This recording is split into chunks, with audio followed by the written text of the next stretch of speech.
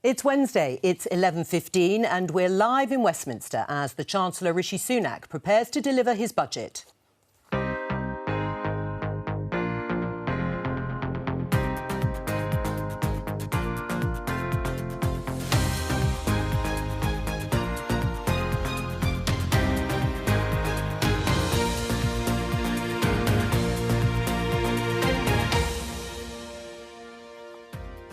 With me for this budget special, the BBC's political editor Laura Kuenssberg, economics editor Faisal Islam and business editor Simon Jack.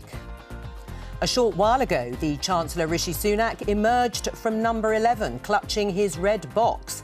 He'll use today's budget to extend a vast multi-billion-pound package of support for jobs and businesses.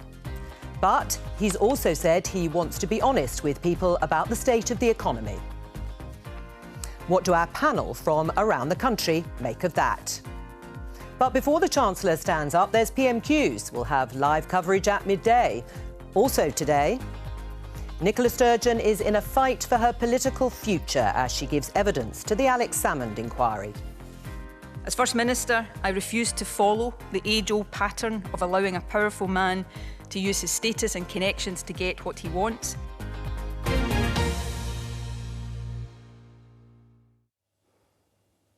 So, it's budget day, historic because of the unprecedented times that we are living through and the levels of life support that have been needed for the economy to keep it afloat during the pandemic. And we are still in that pandemic. It's Rishi Sunak's second statement since becoming Chancellor. He has, of course, returned to the House of Commons on numerous occasions to respond to that ongoing pandemic in the face of lockdowns. Now, today he's going to try and chart a course for economic recovery from the pandemic. He says he wants to put jobs at the heart of his statement, as well as look at the state of the public finances. The Labour leader, Keir Starmer, will be responding. And we're going to start today's show by hearing from the personal experiences from four guests. They are Flair Gugulia, who is a restaurant owner in Stratford-on-Avon, Stuart Middleton, an electrician employed by the Theatre Royal in Newcastle, Holly Turner, a nurse in Essex, and Esther de Roy, a freelance wildlife filmmaker. Welcome to all of you. Flair, starting with you, can you just, for our viewers and panellists, explain what the pandemic's been like for you? Well, there's probably for all hospitality businesses, it's been a nightmare. We've been shut by the time we were allowed to reopen on the 17th of May or around that time, we will have been shut for 10 months and only open for 3 months and then under restrictions. And so for a lot of the last year, we've had no income at all. But I have to say that the government support initially in lockdown 1 was very good, and it enabled us to survive and to reopen in the summer. And we traded for 3 months, 3.5 months, albeit under restricted conditions. Yes. We're just hoping that we're going to be in that position to do the same in the spring. All right. Well, Stuart, what about you? What's been your experience? Well, we locked down in the theatre. Obviously, the theatre industry was one of the first to close and probably will want to be one of the last to reopen. We closed down on the 23rd of March last year, and I've been furloughed all the way through. To be honest, the furlough scheme has been an absolute lifesaver for me, but I know others, colleagues and friends in my profession that haven't been so lucky. They've fallen through the cracks of the self-employment scheme with with them being freelance. They've fallen through the cracks, and it's been very, very difficult. We will probably, as I said, be one of the last industries to reopen. So with a reduction in wage and to keep myself busy, I've been also having employment work with a major supermarket. Just to keep myself busy and to top up my wage, top up my furlough. And I realise that I'm very fortunate, and I've been one of the fortunate ones because the furlough scheme has supported me all the way through. All right, well, we'll hear a little bit more about what you expect from the Chancellor in just a moment. Holly, you're a nurse. What's been your experience of the pandemic? Yeah, it's been an incredibly difficult year. I'm an NHS nurse and my partner is. We both have been over the last 10 years. And I think what was particularly difficult was we entered this pandemic with, a 40,000 nurse staff deficit and 100,000 staff deficit across the NHS because wages simply haven't kept pace with the cost of living. We started on the back foot. We've been working as best we can throughout this pandemic, not being kept safe throughout. We've seen pictures of nurses wearing bin bags, insufficient PPE, very difficult working conditions due to lack of beds and lack of staff. My partner and I both contracted COVID at the end of last year. So, yeah, it's been very difficult all round. Yeah, well, it sounds it, absolutely. Esther, you're a freelancer. You will have heard what Stuart said about being supported by furlough. What's been the situation for you? So I went newly self-employed in April 2019. And so as a result, I've not been able to access any of the government support schemes, and I've had no meaningful support for the last 12 months. So I'm one of the 3 million people who've been excluded from all government support as a policy decision.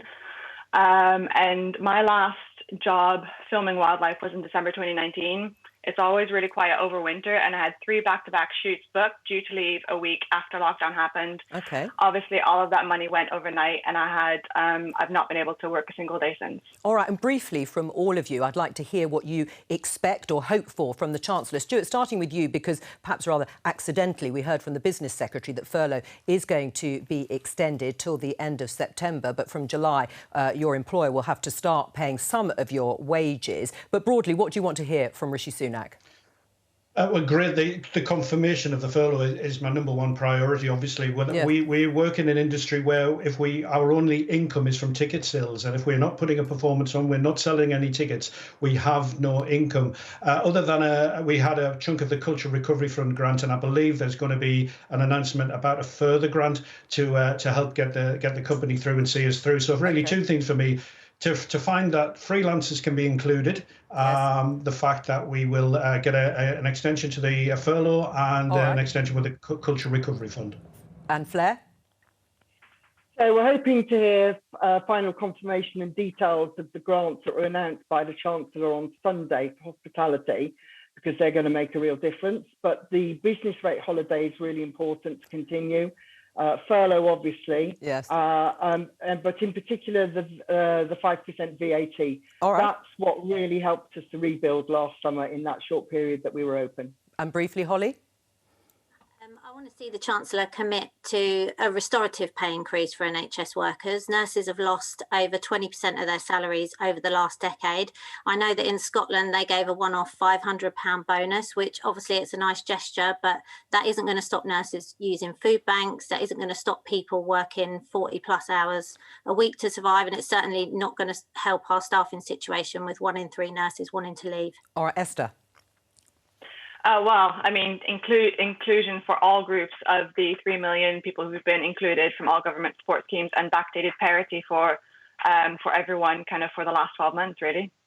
Thank you to all of you, and we're going to be hearing from you again after the budget has been delivered. Laura, one of the things that Rishi Sunak has said is he wants to level with people. He wants to level with people like our guests and panellists. What does that actually mean? Well, I think that remains to be seen. I mean, he's promised lots of times he's going to be honest with people about the state of the public finances. We know from the huge hit to the economy that, our guests have just told us how it's affected them personally. Nationally, it's really, really affected the state of the public finances, that enormous emergency funding. Whether or not he really comes out with some meat and says it's going to mean tax rises of this in this year, next year, the year after, it's going to mean a squeeze on spending next year, the year after, I think that's the big question mark of the day. Because the immediate question that we're hearing there, are people's emergency lifelines going to carry on? The answer to that we already know is yes. The political dilemma is the harder one to answer, is what really happens in the years to come. And it is about the recovery, isn't it? It is about continuing with the support that we've heard from our guests, and they want more of that. We know about the furlough. But broadly speaking, what about the sort of gravity of the situation? It's a key technical judgment for the Chancellor here. We know that the support has been extended. I think hopefully some of what our guests there identified. Some of them may be in for some good news as regards their situations. We'll see when that confirmation comes through.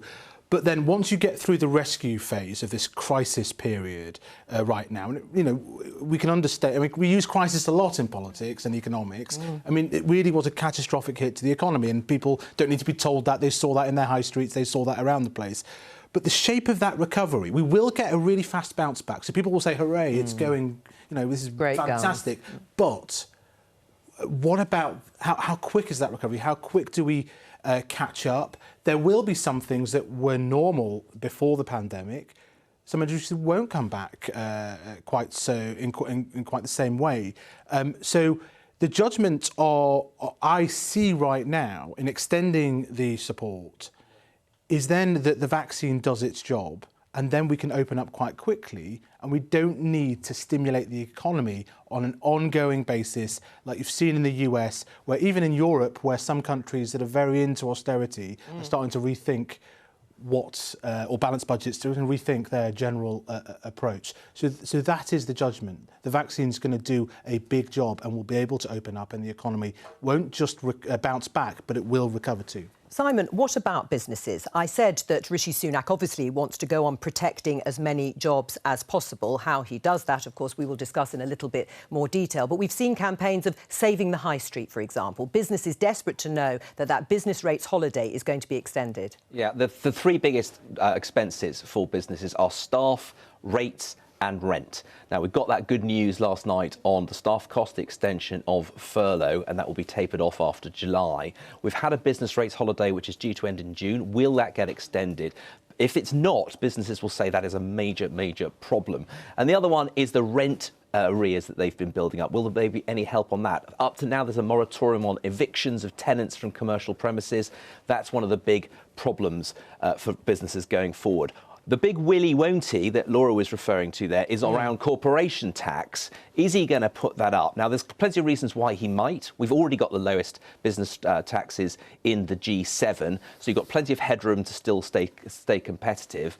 And not only that, to be honest, a lot of businesses don't care that much about this. They're saying this is a tax on profits. I've forgotten how to spell the word profit. So if you put 1p on that, I'm really not going to care. But that's one of the reasons he might not do it. It won't raise an enormous amount of money, and at a time when you're trying to advertise yourself as a place to come and do business, do you want to sell a profile of a country with a rising business tax profile? So if he does bring that in, my guess is that it'll be deferred, and it's only 7% of all taxes raised. It's a tenth of the amount he raises from the big taxes, VAT, national insurance and income tax, which of course there's an election manifesto promise he can't touch. Right, but unsurprisingly, of course, to all of you, the noise has been around taxation, hasn't it, in the way that Simon has just sort of set out, particularly for the Labour Party too, on whether they back tax rises or not. That's right, and there's been so much noise, including from inside the government, about corporation tax. As Simon suggests, I think we are going to see something. Are we going to see a sudden hike to 25%, as some of the briefings suggested?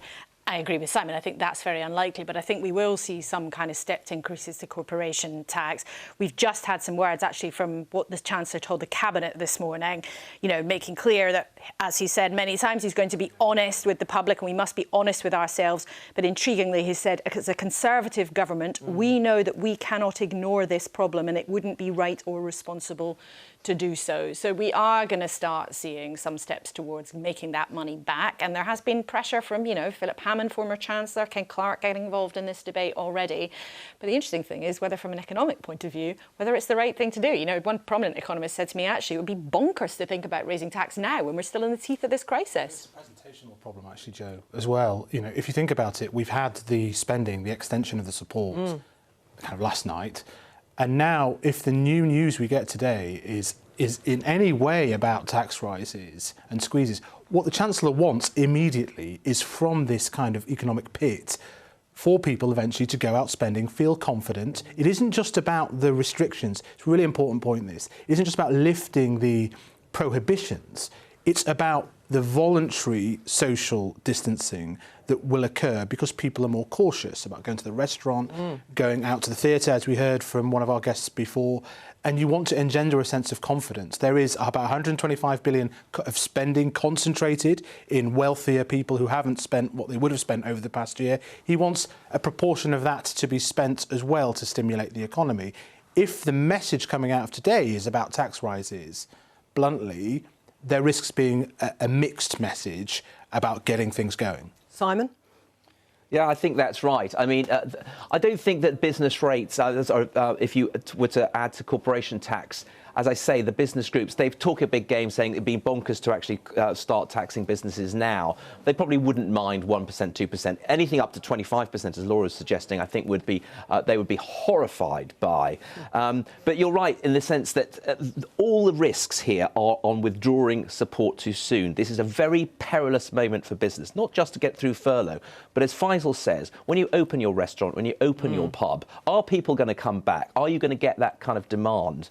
And I think that's why the furlough scheme has been extended beyond June and into September, because you just don't want to have a cliff edge where support stops here, flick the switch and start your business, and suddenly the lights don't quite come on the way you hoped it was. That would be the disaster, that you fall through those cracks. And that's why right now business needs the government. But sooner or later, the government will need business to create, train, hire, invest and save and create millions of jobs. All right. Well, Rishi Sunak, of course, will be taking to his feet in about an hour's time after Prime Minister's questions. And you'd think that would be enough on a day in Westminster, certainly. But there is also another very big story that has been unfolding over the past few weeks. And today, the First Minister, Nicola Sturgeon, has been giving evidence to the Alex Salmond Inquiry, a Holyrood committee up in Scotland. And let's have a listen to what she said in her opening statement. A number of women made serious complaints about Alex Salmond's behaviour. The government, despite the mistake it undoubtedly made, tried to do the right thing. As First Minister, I refused to follow the age-old pattern of allowing a powerful man to use his status and connections to get what he wants. The police conducted an independent criminal investigation. The Crown Office, as it does in prosecutions every single day of the week, considered the evidence and decided there was a case to answer. A court and a jury did their jobs. And now this committee and an independent investigation are considering what happened and why. Laura, it's been pretty dramatic stuff because we also had Alex Salmond giving evidence at the end of last week. Accusations that the First Minister has broken and breached the ministerial code, which she denies. How much danger is she in? I think now she is really in a lot of political peril. You know, there's been a hypothetical threat hanging over Nicola Sturgeon during this long, complicated story for a long time.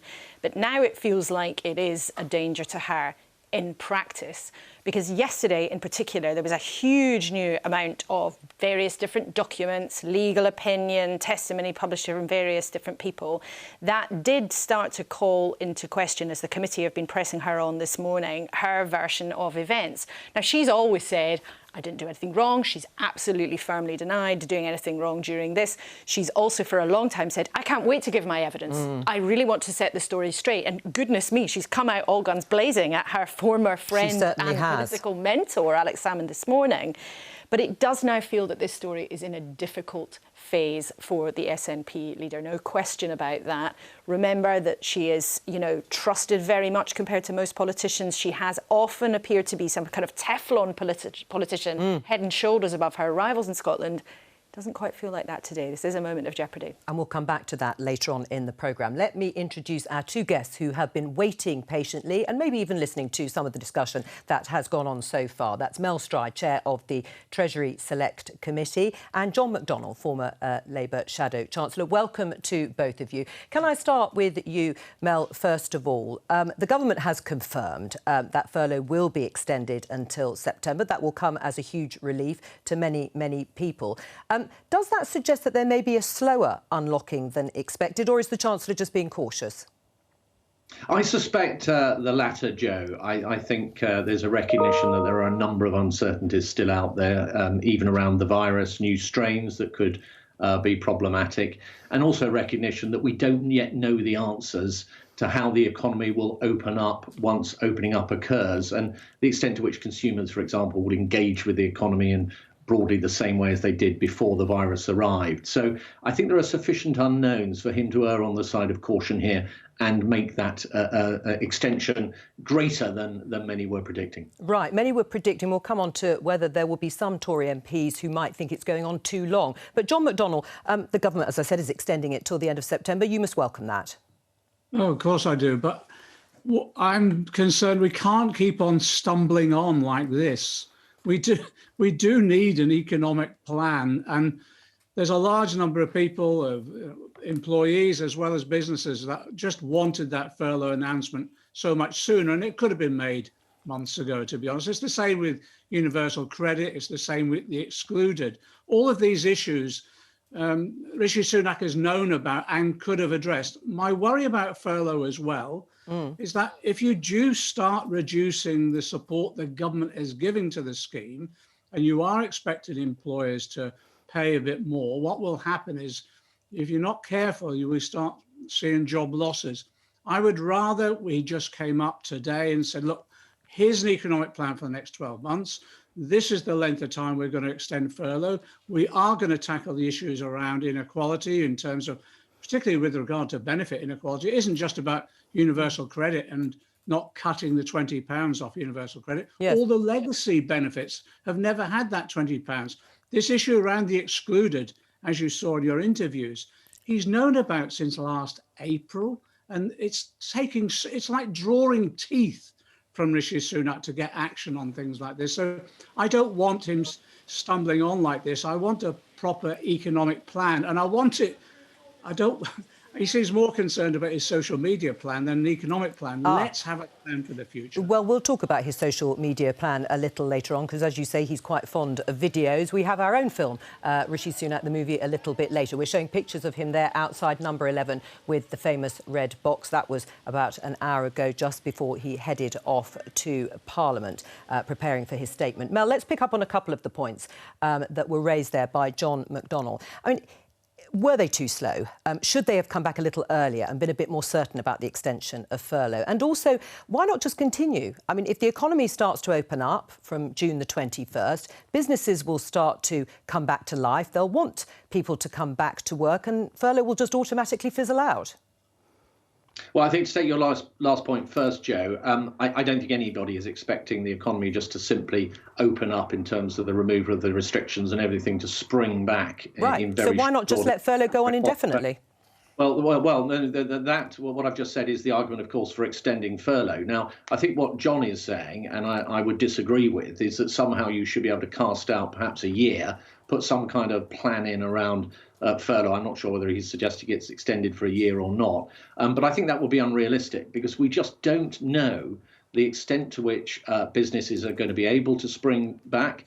We don't know the extent to which consumer behaviour will be altered for some considerable period of time, even if the virus is in significant abeyance. We don't know, for example, that the kind of enforced savings that Faisal referred to earlier, this money that those on middle and higher incomes have been saving as a consequence of lockdown, which they haven't been able to spend, how much of that is going to surge into the economy? Now, the Bank of England suggests it might be 5%, but say it's not 5%, it's a lot less, or say it's 2 or 3 times that amount. These would have enormously different consequences on the economy. And with all that uncertainty, you have to take it in stages. And it seems to me that to extend furlough to the end of September is a reasonable move to make. It gives businesses certainty now for some period of time. And I, in that sense, it's the right thing to do. I mean, John McDonnell, just before we go on, what about Keir Starmer himself, the Labour leader? It's quite a test for him today, his budget response. You're not expecting him to wave around the little red book, are you? He hasn't borrowed it from you. No, I can assure you of that. It is a tough one, you know, when you're responding to the budget in that way, because although you will get the statement a little bit in advance, what they did to me each year is that they heavily redacted it. So literally sometimes on one page you'd get maybe one sentence or a few words, and that's it. So it's a tough one to respond to. But in this occasion, a lot of it has been trailed. So it's a bit easier in the sense that we know Rishi Sunak has been doing all these videos and things like that. You know, his social media plan has been rolling out. there will be some surprises, and I'd expect that around business rates or something, further relief, etc. But I think Keir will handle it well. He's been a competent performer on the floor of the House of Commons. But I always use this dictum, and I said it to Mel on one occasion, the louder the applause on budget day is usually the bigger the disappointment by the weekend. So by the weekend, when we've had a lot more analysis of what's announced today, I think we'll have a more serious understanding of whether or not this budget is going to withstand the test of the next few months. What I don't want, I just say this, I don't say this from a party political point of view, I just say this as in the interest of the economy. We've got to get stability and confidence back into the economy. So we can't have the Chancellor returning, as he has done over the last year, on 14 different occasions, to the House of Commons to change the plan. All right. We need an economic plan. Laura? Famously, the Leader of the Opposition having to respond to the budget is like the worst political exam that anybody ever has to pass. But I think it's just worth going back on the furlough conversation briefly. I mean, the reason why particularly some Tory MPs are nervous about the extensions is just the sheer cost. You know, the Treasury reckons it'll be about £5 billion a month with about 5 million people on it. I don't think Rishi Sunak had much choice but to make this move, but it comes at a huge cost, even if the consensus is certainly it's the right thing to do. I mean, is there any disquiet on the Conservative benches that actually, if you're saying no earlier than June the 21st, why do we have to continue for 3 months? Well, there is a bit, and I think people are nervous about what that suggests about how baked in the pace of the unlocking is. But listening to Mel and John talking about the need for stability, the fact is in the last 12 months, the virus has made a sense of stability almost impossible. And that's not to say that the government hasn't made mistakes over the handling of this in the last 12 months, but it does feel like the virus has really been in charge through a lot of this. And it's the continued uncertainty about what will really happen, whether we'll be able to get back to something like normal economically or politically. Faisal? So I think the thing to understand about the interaction between the vaccine rollout and the furlough scheme is this. When the OBR published its last set of forecasts at the end of last year, there was a benign scenario where unemployment stayed really, it still went up, but really far lower than we would have expected given the economic hit. So kind of around 6%, rather than going up to 8, 9, 10% with the predictions a year ago. And the reason is, obviously, is that if you time this right, you can open up the economy, and then the people that are furloughed, as one cabinet minister put it to me, they sort of put in hibernation, they can just go back to their jobs. That is the dream scenario. And it's looking like that is opening up. I mean, not for everybody, but for many more people than we would have thought. And I understand that when we get the new forecasts, the level of peak unemployment that's predicted will be lower than before. So the combination, and then this raises some really quite profound questions, think about the combination of the vaccine policy and furlough, kind of quite big state interventions, both of them, are yielding this result for the government. They're doing better than you might have expected in the polls.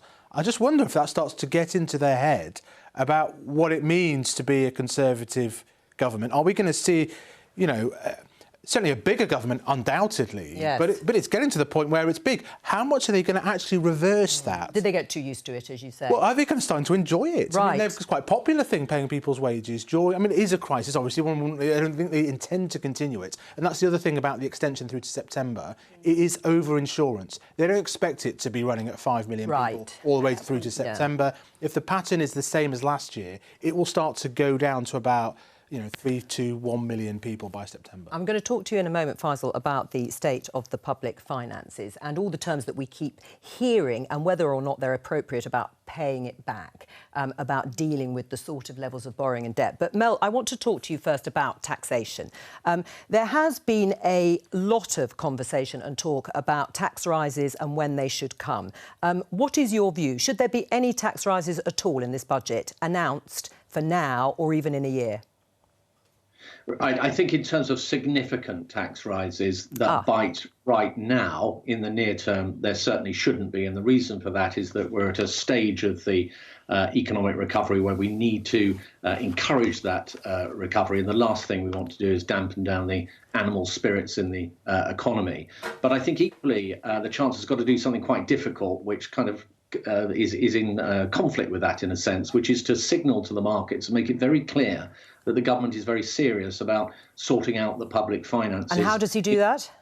Well, I think the way he does that is twofold. Firstly, is I think he could be setting out a basic roadmap of the kind of taxes that he might be looking at in general terms. And I think he could, and one thinks particularly here maybe of corporation tax, be setting out a plan for raising corporation tax in a series of steps, not starting now, but starting a little bit further down the road and over the course of the rest of this Parliament. All right, John, I'm just going to get your response to that in a moment, but just tell viewers that we can show you some pictures now of the Chancellor Rishi Sunak with his team, no doubt preparing for the budget. Lots of photo opportunities. There they are, all the way up the famous red carpeted stairs, quite a lot of them. And, of course, they all have to socially distance, so they're having to take up a little bit more room there. Sorry, Laura, you wanted to... Interesting, though, isn't they've chosen to do that inside rather than Rishi Sunak be on the steps with his team. He's alone with his big box. Some Kremlinologists will have some fun with that. He's having his big photo opportunity on his own as Chancellor. No doubt. John McDonnell, your successor, Annalisa Dodds, is she right in saying there should be no rise in corporation tax at this budget? I think the whole debate around the taxation is a bit of a distraction, really. Why? The issue, the issue here is the Chancellor going to come forward with a long-term economic plan that demonstrates that we can, yes, use borrowing to see us through in terms of the investment that we need and support for the economy.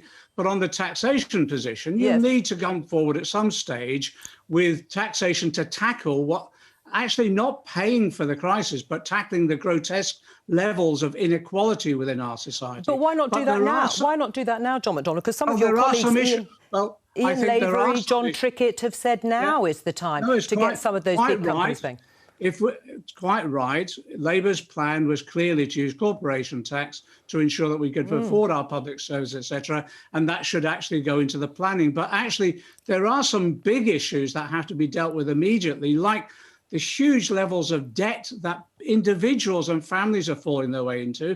And one of the best ways of dealing with that would not be corporation tax, it would be a windfall tax on excess profits. And in that way, it's a much fairer way in which we can tackle those sorts of issues that are confronting so many people.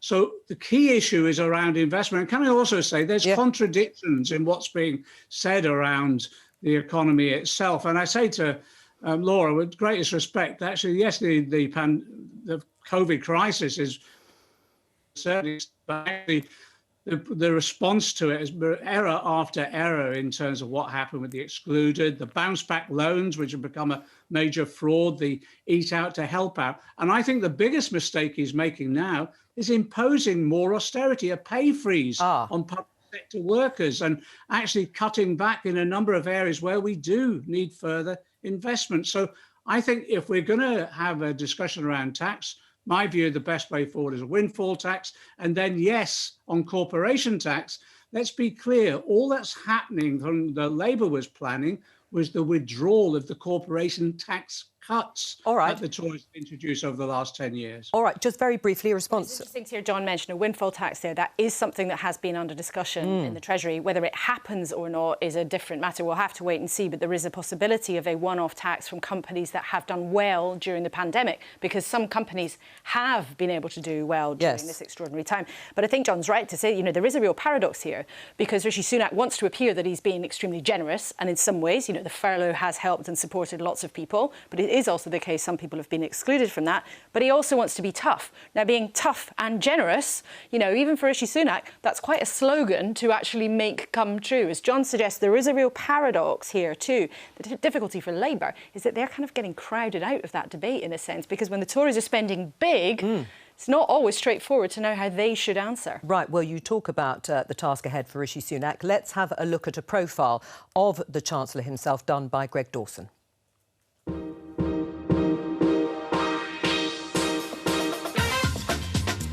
From newly elected backbencher to Chancellor in less than 5 years, Rishi Sunak has made light work of Westminster's slippery slope to the top.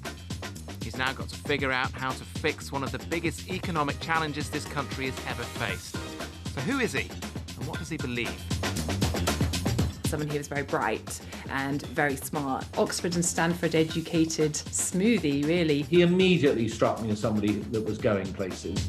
When politicians rise quickly through the ranks, there are often raised eyebrows, jealousy, maybe even a bit of scandal. With Rishi Sunak, not so much. It's really quite boring as a journalist if you try and write a profile on Rishi Sunak, because you call around lots of MPs and people who've worked with him to try and get the dirt, and everyone just tells you how lovely he is. I think because of the speed of Rishi Sunak's rise, he hasn't really picked up any enemies yet. When he moved into number 11, there was a spring in his step. Delighted to be appointed, lots to get on with. Thanks very much. Little did he know the true scale of the challenge he was about to face. When you think back to this time a year ago, and when Rishi Sunak gave his first budget, he announced a £12 billion COVID support package. We have never in peacetime faced an economic fight like this one. And here we are, almost £300 billion on. Jobs, job, job. Our plan for job. He was widely praised for a string of support measures and for turning a previously obscure phrase into one of the most used words of the year. Furlough, furloughed, furlough scheme. But there's also been some criticism too. Overall, Rishi has done well. I think he's reacted to events quickly as they've occurred. Now, that's not to say I don't think he's made mistakes along the way. Inevitably, I think he has done. One of the largest has been failing to support those who have fallen through the gaps, the so-called excluded. Eat Out to Help Out was very controversial. We all loved it at the time, but the bottom line is that there was big question marks about whether that actually helped boost the transmission rates.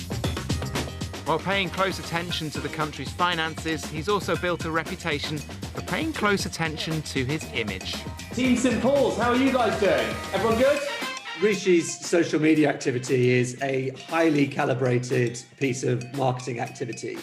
There is now a very deliberate effort from Team Rishi to almost make his social media appearances as contrived and almost as ridiculous as possible. Whoa, epic, wow. Because it encourages people to comment on it and to share them.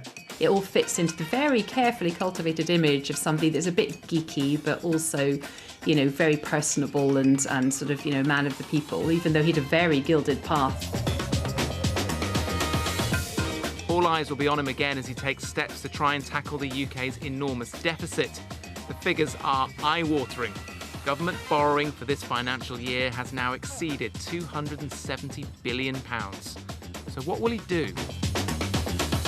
To me, Rishi Sunak stands for... I think Rishi Sunak stands for a traditional low-tax Tory, compassionate conservatism, but also fiscal conservatism. I have always believed in low taxes as a spur to economic growth. Now is not the time for tax rises. There will be a time probably for those, but not now, because we don't want to choke off economic growth that we expect to see in the coming months ahead. In this manifesto. But will he dare go as far as breaking the Conservatives' manifesto promise to not raise national insurance, VAT or income tax? I think the Conservatives will be very careful about breaking their fiscal pledges from the manifesto, but nothing's off the table now. Does Rishi Sunak see himself in number 11 for the long term, though? Or is he already eyeing his next move? Do you think that he sees himself as someone who could be in number 10? I think almost certainly, but he's going to have to wait and see what the Prime Minister wants to do. Boris Johnson, to me, doesn't look like he's going anywhere very soon. The track record of Chancellors becoming Prime Minister shows how hard it can be, and he's got some very difficult spending decisions to get through before he'd be anywhere in the place to even move. Do you think he wants to be Prime Minister?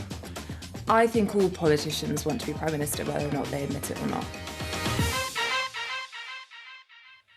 Our profile of Rishi Sunak. Mel, stride all the time pretty well that he's been in the job. He has been dealing and responding to this pandemic. What are his natural instincts? I think, as your little collage there suggested, I think he is a traditionally low-tax conservative. I think if you look at his background and the things that he's said and the speeches he's given, that's where he comes from. Of course, he's found himself parachuted suddenly into this alien world in which absolutely the right thing to do is to turn on the spending taps and support the economy to get us through this terrible crisis. But I think his underlying instincts are he is a conservative, and many Conservatives are, myself included. We don't want to see taxes going up. On balance, we want to see them coming down. Right. John, just give us a sort of flavour of the relationship between, I know this is a Chancellor and Prime Minister, you a Shadow Chancellor and leader of the Labour Party. That relationship is absolutely critical, isn't it, to any party or government? Yes, absolutely. And you have to have absolute confidence between the leader and the Chancellor, or leader and shadow Chancellor completely. With regard to Rishi Sunak, just my comment really is, I think he's got a sort of Thatcherite tin ear about what's happening to most people within our community. Are just examples, small things. I saw the video he did about, in his very expensive mohair hoodie and that sort of thing. That most probably is the cost of actually a week's wages for many of my constituents, or a week's level of benefits. And I think he's got a tin ear about how people are suffering. Well, let me put that to Mel Stride. I mean, how does that look, Mel, do you think, to people? He wants to be a man of the people. Does he really actually inhabit that? Well, I don't think you judge that by the kind of hoodie he wears, to be fair. But has he got a tin ear? Well, no, because I don't think he does, because you judge him by his actions, and what he's focused on is saving people's livelihoods. And one of the remarkable successes, if I can put it like that, in what has been a terrible, terrible situation has been that unemployment has not turned into mass employment, and there'll be struggles going ahead. I certainly appreciate that, but I think he's done an awful lot. I mean, who would have thought that a Conservative Chancellor would have overseen a programme that saw 1/3 of all the private sector workers in this country effectively having their wages subsidised by the state? That is not somebody who doesn't care about jobs and livelihoods. That's somebody who cares a great deal. Laura? Mel, except the Treasury has on repeated occasions really had to be dragged sometimes by other bits of government to extend some of these supports, or whether or not that was over free school meals, or whether or not it's the extension of universal credit. Rishi Sunak has sometimes been late to agreeing with the argument that support had to be extended by other people in government. That under these extraordinarily uncertain and difficult and uncharted circumstances, you're never going to get everything right. And you heard me in the clip earlier criticising the approach that he took to the excluded, and I accept that. But I don't think we should confuse chopping and changing the approach here with being late to the party as opposed to being nimble. And what I think he has been is he's had the courage to actually make changes as circumstances have dictated. He's come to the House of Commons on numerous occasions to make various different announcements. And I think that actually has been a great strength and has served the economy well overall. But if you're saying, look, he hasn't been perfect, then of course he hasn't. And I don't think anybody would have been under the circumstances. John, you've been shaking your head. I want to ask you also a specific question about universal credit and the £20 increase, and whether, or for how long, that should stay in place. Would you like to see it be made permanent, and for Keir Starmer to call for that? Well, I'm sorry, I was shaking my head because doesn't Mel and Rishi Sunak clearly, don't they understand the stress so many people have gone through who are on universal credit, whether or not that extra £20 would be there? And all those people on legacy benefits who never even got that, all those disabled people. We do have constituents, Mel, whose parents are choosing not to eat to feed their children. Have you not seen the number of people queuing up at food banks across the country? And yet Rishi Sunak then puts more stress on them to worry, are they going to get the £20 or not? And actually on the furlough scheme, it was my proposal. What does he do? He introduces it without conditions. So then I have employees in my constituency who are firing and rehiring, sacking people, only taking them back on if they have a savage wage. Let Mel respond. That's why I mean about a tin ear. Let Mel respond, particularly on the issue of universal credit and waiting to find out. Well, in a sense, then, John is right that in an ideal world, what you want to be able to do is give it as much advance warning of all the measures that are subsequently going to come into place. But in a rapidly changing environment, you have to choose the right moment to do that. And I'm not saying it's always been correctly done in every single circumstance. But universal credit has increased by £1,000 a year, £20 a week. And I fully expect the Chancellor to announce in the budget now that there'll be a further extension of another 6 months. And I think that's the right thing to do. All right. I think it's the right thing to do on universal I'm just credit. going to tell everybody in a few minutes' time we're going to have Prime Minister's questions, and of course we'll go into the chamber of that. Then Rishi Sunak will stand up and deliver his budget, the second since he's become Chancellor, and Keir Starmer, the Labour leader, will then respond. Faisal, I want to go back to this issue of the sort of record levels of borrowing, of the talk that I mentioned earlier about paying back or repairing the finances. Why do we have to do that if we've got record low interest rates? Borrowing is almost free. So the interest rates don't always stay where they are on any given day. I mean, that's a sort of obvious point, but they have been low for some time. Most people expect them to stay at historically, in a sort of historically level zone, as it were, below sort of 1%. They have been creeping up a little bit over the past few weeks, but they're still extremely low. Partly that's down because of expectations that global economies are going to be in a poor state. And actually, it's a reflection of some good news that there's an expectation that normality will return to the UK, that they're sort of creeping up. So there's always, it's not like, you know, a crisis point. We think that there's a worry about lending money to the UK. That isn't there. There were some concerns in the UK borrowing markets, the gilt markets, around, you know, exactly a year ago. Things were looking quite shaky at that point, and that wasn't, you know, it's such a historic crisis, and the borrowing has been significant. But I think you're right in this idea of having to pay that back. It isn't like a repayment mortgage. I mean, the analogies are never exact, but an interest-only mortgage is probably a slightly better way to look at it, because if you were to sort of say unconstrained, let's just borrow as much as we can, let's give away money to everybody, then your interest rates would go up. The trick is, where's the boundary? Where's the cliff? We don't know. George Osborne and David Cameron had an idea that it was at a certain level. I think events over the past year suggest that we could have pushed things a bit further than they did at that point. But I think the historical analogy, people grasp for what's happened recently, but I think the other historical analogy is, of course, the world wars. We did not pay back those debts. Growth, inflation dealt with those debts. But that you can deal with those debts right now with low interest rates doesn't mean that there isn't a limit at some point. And so I think that is and if you rely on the Bank of England, for example, then that will come through in the value of your currency eventually. So it's a complicated area, but historical analogies are used to communicate, household analogies are used to communicate, but they help sometimes, but they aren't always spot. Right, I'm just going to pause you there because it looks as if Prime Minister's Questions is about to start. But before that, can I thank both Mel Stride and John McDonnell for joining us today, as we say, on this big event for the budget. But before that, we will have the Prime Minister's PMQs. Thank you, Mr. Speaker. It will be 3 years tomorrow since a chemical weapon was deployed by Russian military intelligence on the streets of Salisbury.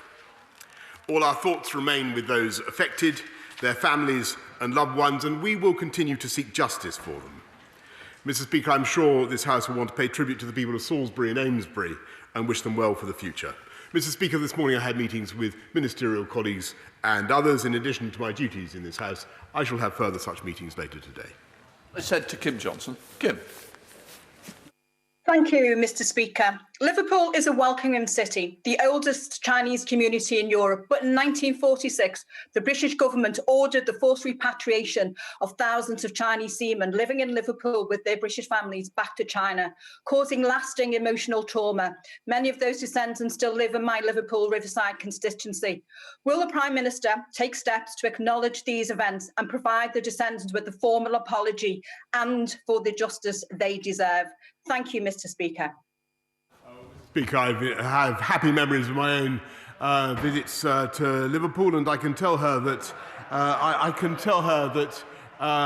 we are certainly very grateful across the country to the Chinese community for their amazing contribution, and her message has been heard loud and clear.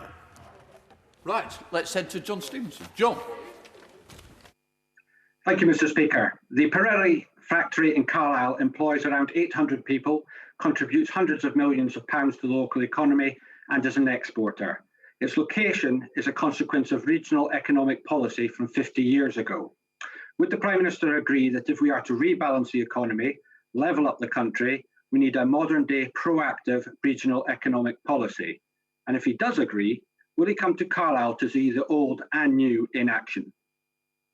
Prime Minister. Of course, Mr. Speaker, I'm very grateful to my honourable friend for what he says, and he will hear more in just half an hour or so. Let's try and keep it to half an hour, Mr. Speaker, from the Chancellor about how exactly we intend to make sure we build back better across the whole of this country and unleash the tremendous potential of the whole of the United Kingdom, including, of course, Carlisle, which he so well represents. The Leader of the Opposition, Keir Starmer. Thank you, Mr. Speaker. Can I join the Prime Minister in his comments about the Salisbury atrocity? Does the Prime Minister agree with President Biden that the sale of arms that could be used in the war in Yemen should be suspended? Mr. Speaker, ever since the tragic conflict in Yemen broke out, this country has scrupulously followed the consolidated guidance of which he will be well aware. Kirsten. The trouble is that whilst President Biden has suspended arms sales that could be used in Yemen, the UK hasn't. In fact, we sold £1.4 billion of arms to Saudi Arabia in 3 months last year, including bombs and missiles that could be used in Yemen. Given everything we know about the appalling humanitarian cost of this war, with innocent civilians caught between the Saudi coalition and the Houthi rebels, why does the Prime Minister think it's right to be selling these weapons? Mr. Speaker, the UK is part of an international coalition following the UN resolutions, which he will know well, which are very clear that the legitimate government of Yemen was removed illegally. Those are the resolutions that we follow, and we continue scrupulously to follow the humanitarian guidance, which are amongst the toughest measures anywhere in the world in respect of all arms sales. He talks about humanitarian relief, Mr. Speaker, and actually I think the people of this country can be hugely proud of what we are doing to support the people of Yemen. Almost £1 billion of aid contributed in the last 5 years, Mr. Speaker. Keir Starmer. Mr. Speaker, he says the system's very robust in relation to arms sales. It can't be that robust. The government lost a court case just 2 years ago in relation to arms sales. The truth is the UK is increasingly isolated in selling arms to Saudi Arabia.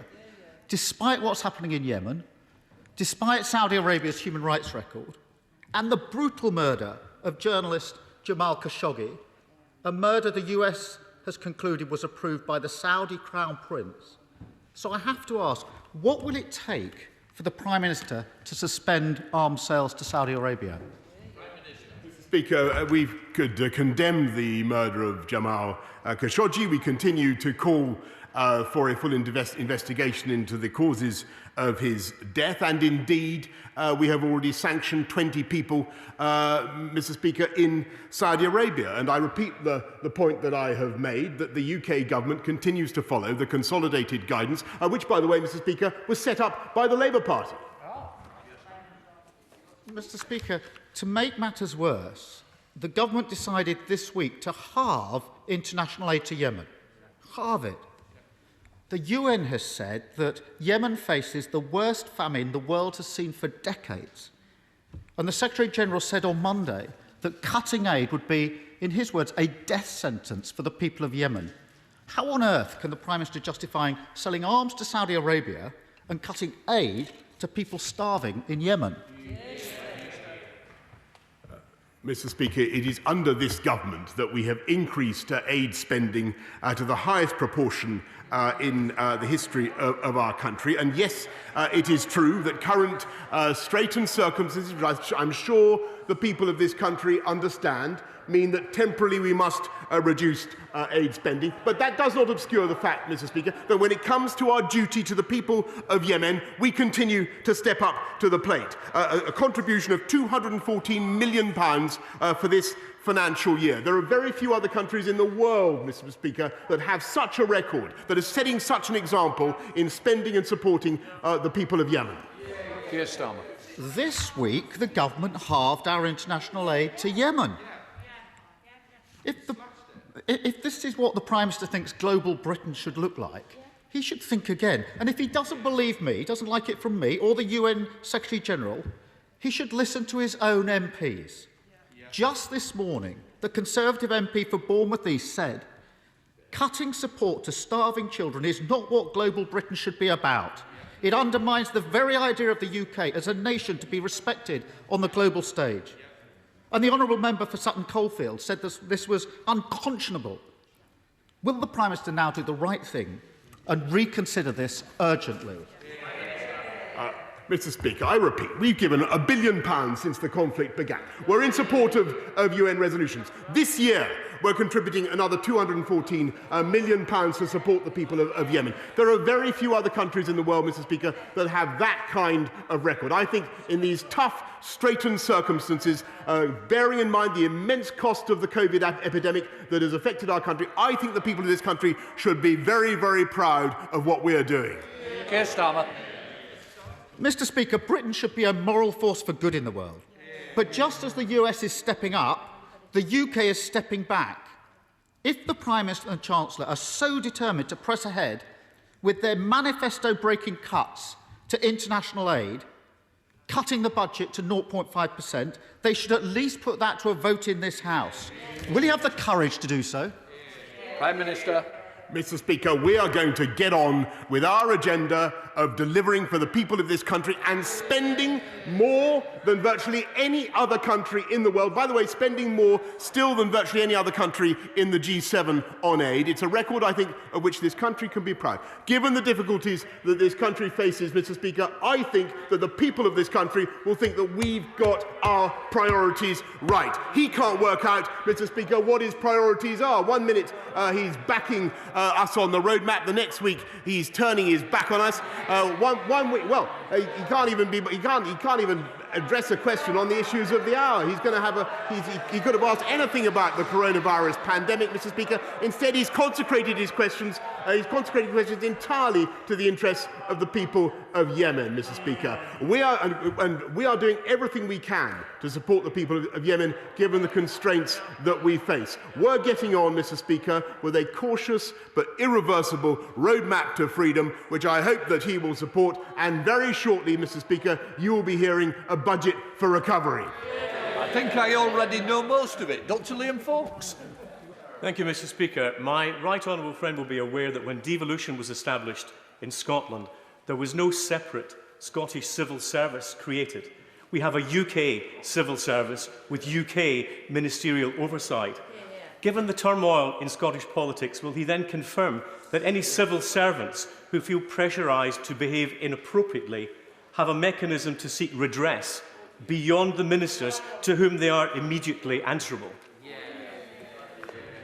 Of course, thank my right honourable friend. Of course, we will support all civil servants. By the way, I thank them for their work up and down the country that they've done throughout the pandemic. And I think everybody in this House would agree that now is the time, really, for our civil service to focus on working together to build back together, rather than build back better together, rather than on measures that might divide our country, Mr. Speaker.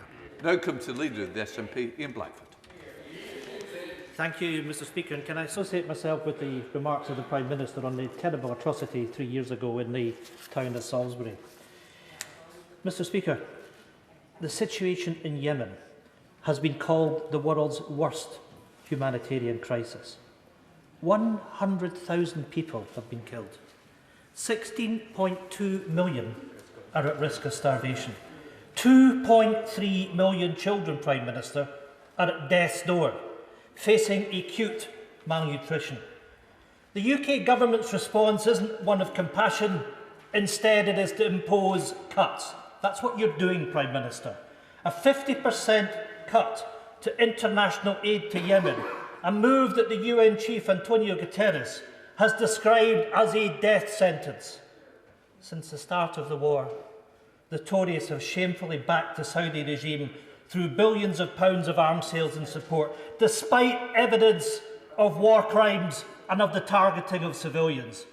Will the Prime Minister confirm that today's budget will force through the devastating cuts to international aid? Mr. Speaker, I think anybody listening to this debate will have heard me say that this country, this government, in the last 5 years has given £1 billion to support the people of Yemen. I can tell him that on Monday, Mr. Speaker, in case he thinks there's any diminution of our efforts, on Monday we're going to provide cash support to 1.5 million of the most vulnerable Yemeni households, support 400 health clinics and treat 75,000 cases of severe malnutrition, Mr. Speaker. That is the continuing effort of the British people and the British government to help the people of Yemen. In Blackford. The reality, Mr Speaker, is a 50% cut to Yemen aid at a time of a global pandemic.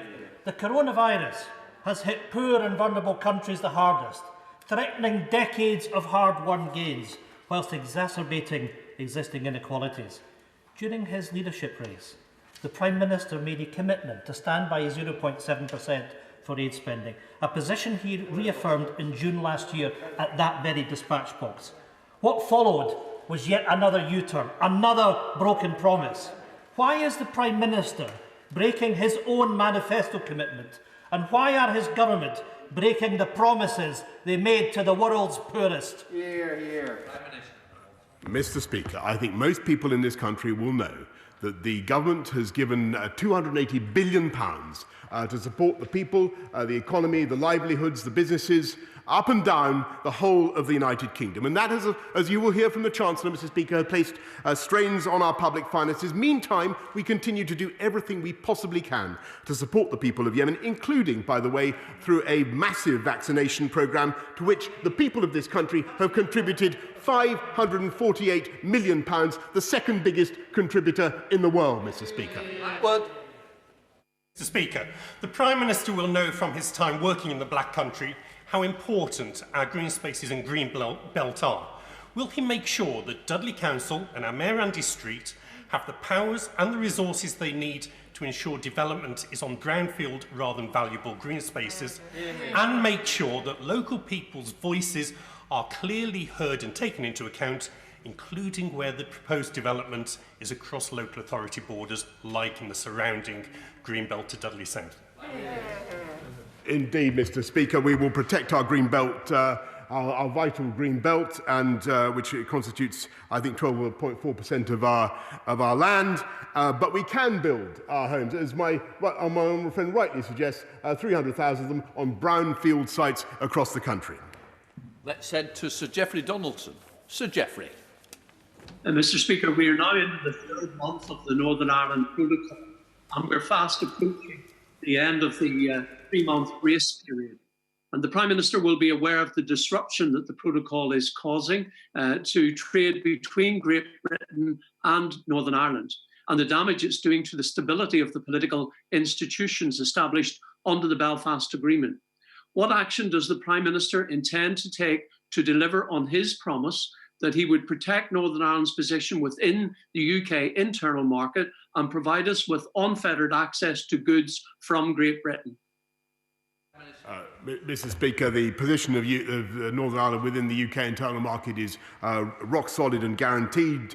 We are making sure that we underscore that with some temporary operational easings in order to protect the market in some areas, such as food supplies, pending further discussions with the EU. And as I've said, I think to the right honourable gentleman and his colleagues, we leave nothing off the table in order to ensure that we get this right. Mr. Speaker, our British vaccine finished in Wockhardt in Wrexham has shown the globe exactly what the UK can achieve. In Wrexham, we have the Myler Hospital, Coleg Cambria, Glendower University and an industrial estate bristling with SMEs. We're close to the Midlands and the North West. Would the Prime Minister agree with me that now is the time for our young people to look at careers and aspire to careers in STEM and healthcare, and Wrexham is the hub that can take us forward? My honourable friend is completely right. I thank her, by the way, again for her amazing service in the NHS in Wrexham and her returning to the front line. And actually, it was in Wrexham at Wockhardt that I met young female scientists, Mr. Speaker, who are helping to make the vaccine that is not only going to free our country, we hope, from the captivity of COVID, but help to liberate the entire world. It was wonderful to see it happening in Wrexham. We want to see many more young female scientists growing up in that part of the world. Let's head to Graham Morris. Graham. Thank you, Mr. Speaker. I'd like to ask about an important domestic issue. The system of the property tax in England is broken. Council tax places an unfair burden on people living in the poorest communities without generating the revenues needed to fund local services. So does the Prime Minister agree that a proportional property tax, as proposed by the Fairer Share campaign, would create a transparent property taxation system, generate revenues local government needs, and ease the tax burden on hard-pressed families across the country, including in my constituency of Easington. Mr. Speaker, with great respect to the honourable member, what the country needs are councillors that charge you less whilst delivering better services. And if you look across the country, you can see that it's overwhelmingly Conservative-run councils that do that, Mr. Speaker. The right honourable gentleman opposite laughs, and Mr. Speaker, Westminster, they kept council taxes low. In Camden, where he lives, it's 3 times as high. That's the difference, Mr. Speaker. Sir David Evans. Last Friday, my constituent, Mr. Luke Belfield, who was aged just 18, was stabbed to death just a few miles from his family home. This has been horrendous for his family and his friends who've been left behind, and my heart goes out to them all. What more does my right honourable friend think that the police, society and Parliament can do to make sure that there never will in the future be such senseless murders again? Mr. Speaker, I sympathise very much with Luke's family and his friends, and there's nothing I can say to alleviate their loss.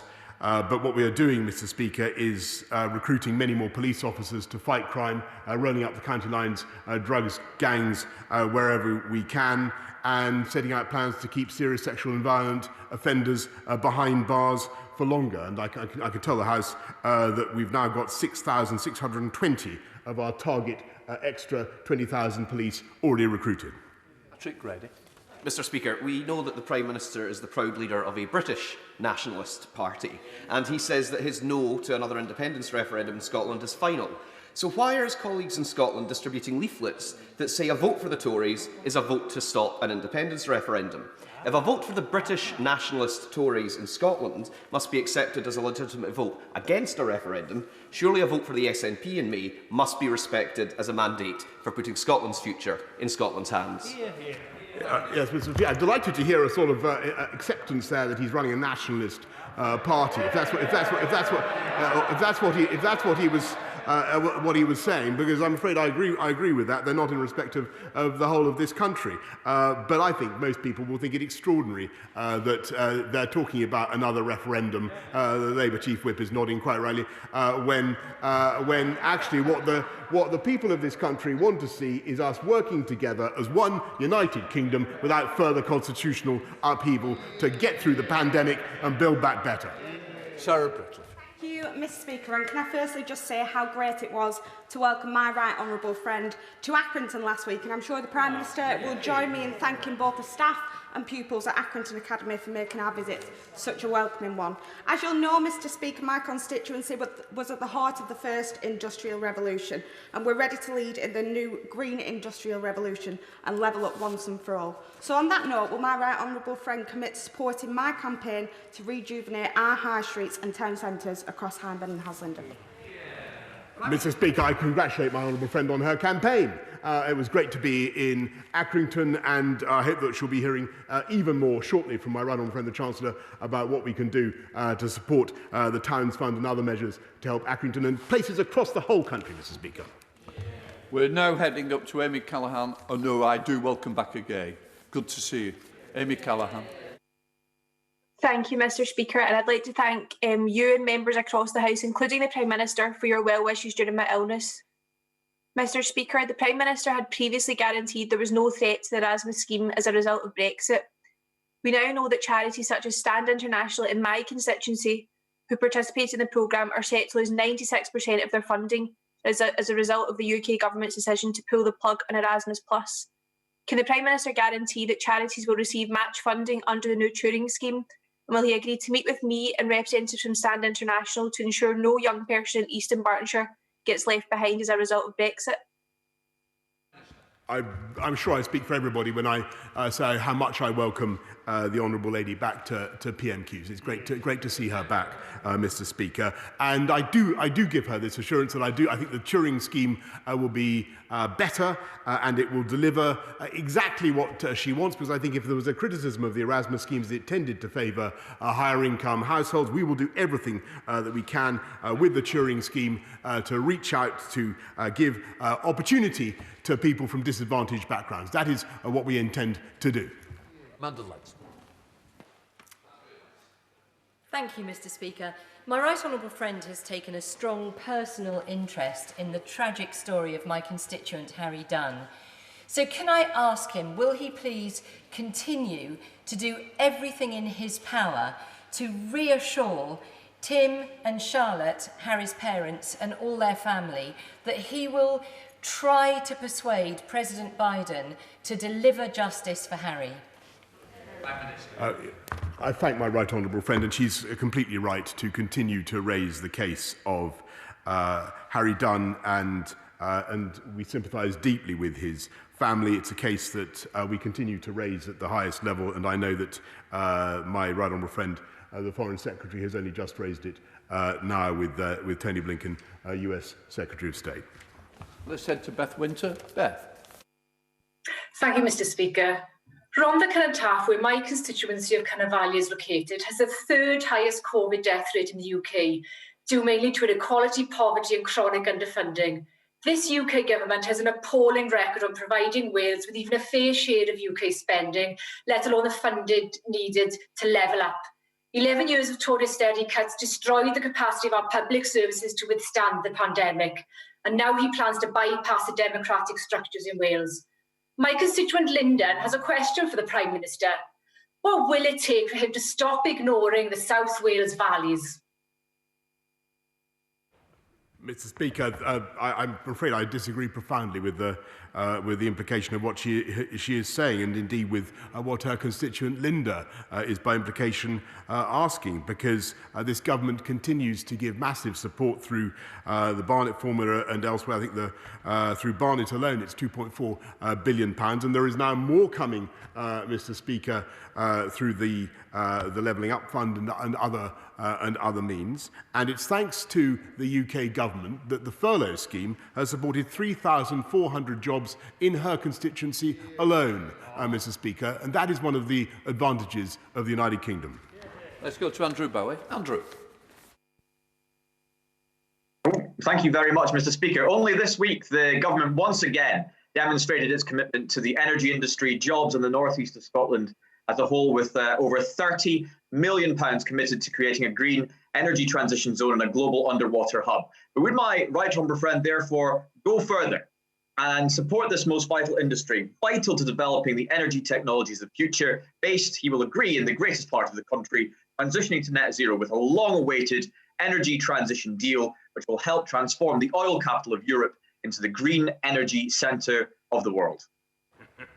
Well, Mr. Speaker, I really congratulate my honourable friend on his last-minute lobbying. He's only got a few minutes to wait before he may hear something to his advantage. Let's go to Carla Lockhart. Carla.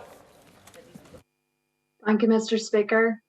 Prime Minister, in an interview with Sophie Ridge broadcast on the 8th of December 2019, you pledged there would be no checks on goods going from NI to GB or from GB to NI. While this has proven more challenging to deliver in practice, would you wish to take this opportunity to encourage ministers in Northern Ireland to do all they can? Order. Unfortunately, I'm not responsible, and you is not something that we should be using. My humble apologies. Can you make this an aspiration to reality and to ensure they act in accordance with Section 46 of the United Kingdom Internal Market Act 2020, which stresses the importance of facilitating the free flow of goods between Great Britain and Northern Ireland? Yes, Mr. Speaker, I certainly can do that. And as I said in answer to another right honourable gentleman from her party, we leave nothing off the table in order to make sure that we get that done. And there is unfettered access, NIGB and GBNI. Let's head to Andrew Percy. Andrew.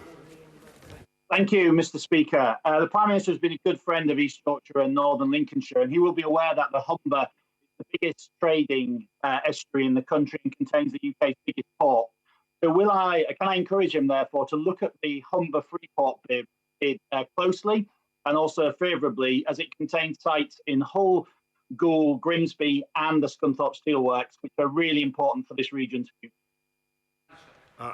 He's absolutely right, Mr. Speaker. My honourable friend has mounted an excellent campaign, and the Chancellor, my honourable friend, the Chancellor, will be saying more about that a little shortly. Okay. Thank you, Mr. Speaker. HS2 reduces journey times from Manchester Airport to London from 2 hours 24 minutes to 59 minutes. With the carbon capture that we would generate and the increased capacity to the West Coast Main Line, can I ask the Prime Minister, Mr. Speaker, what prevents governments from putting shovels in the ground in the north now?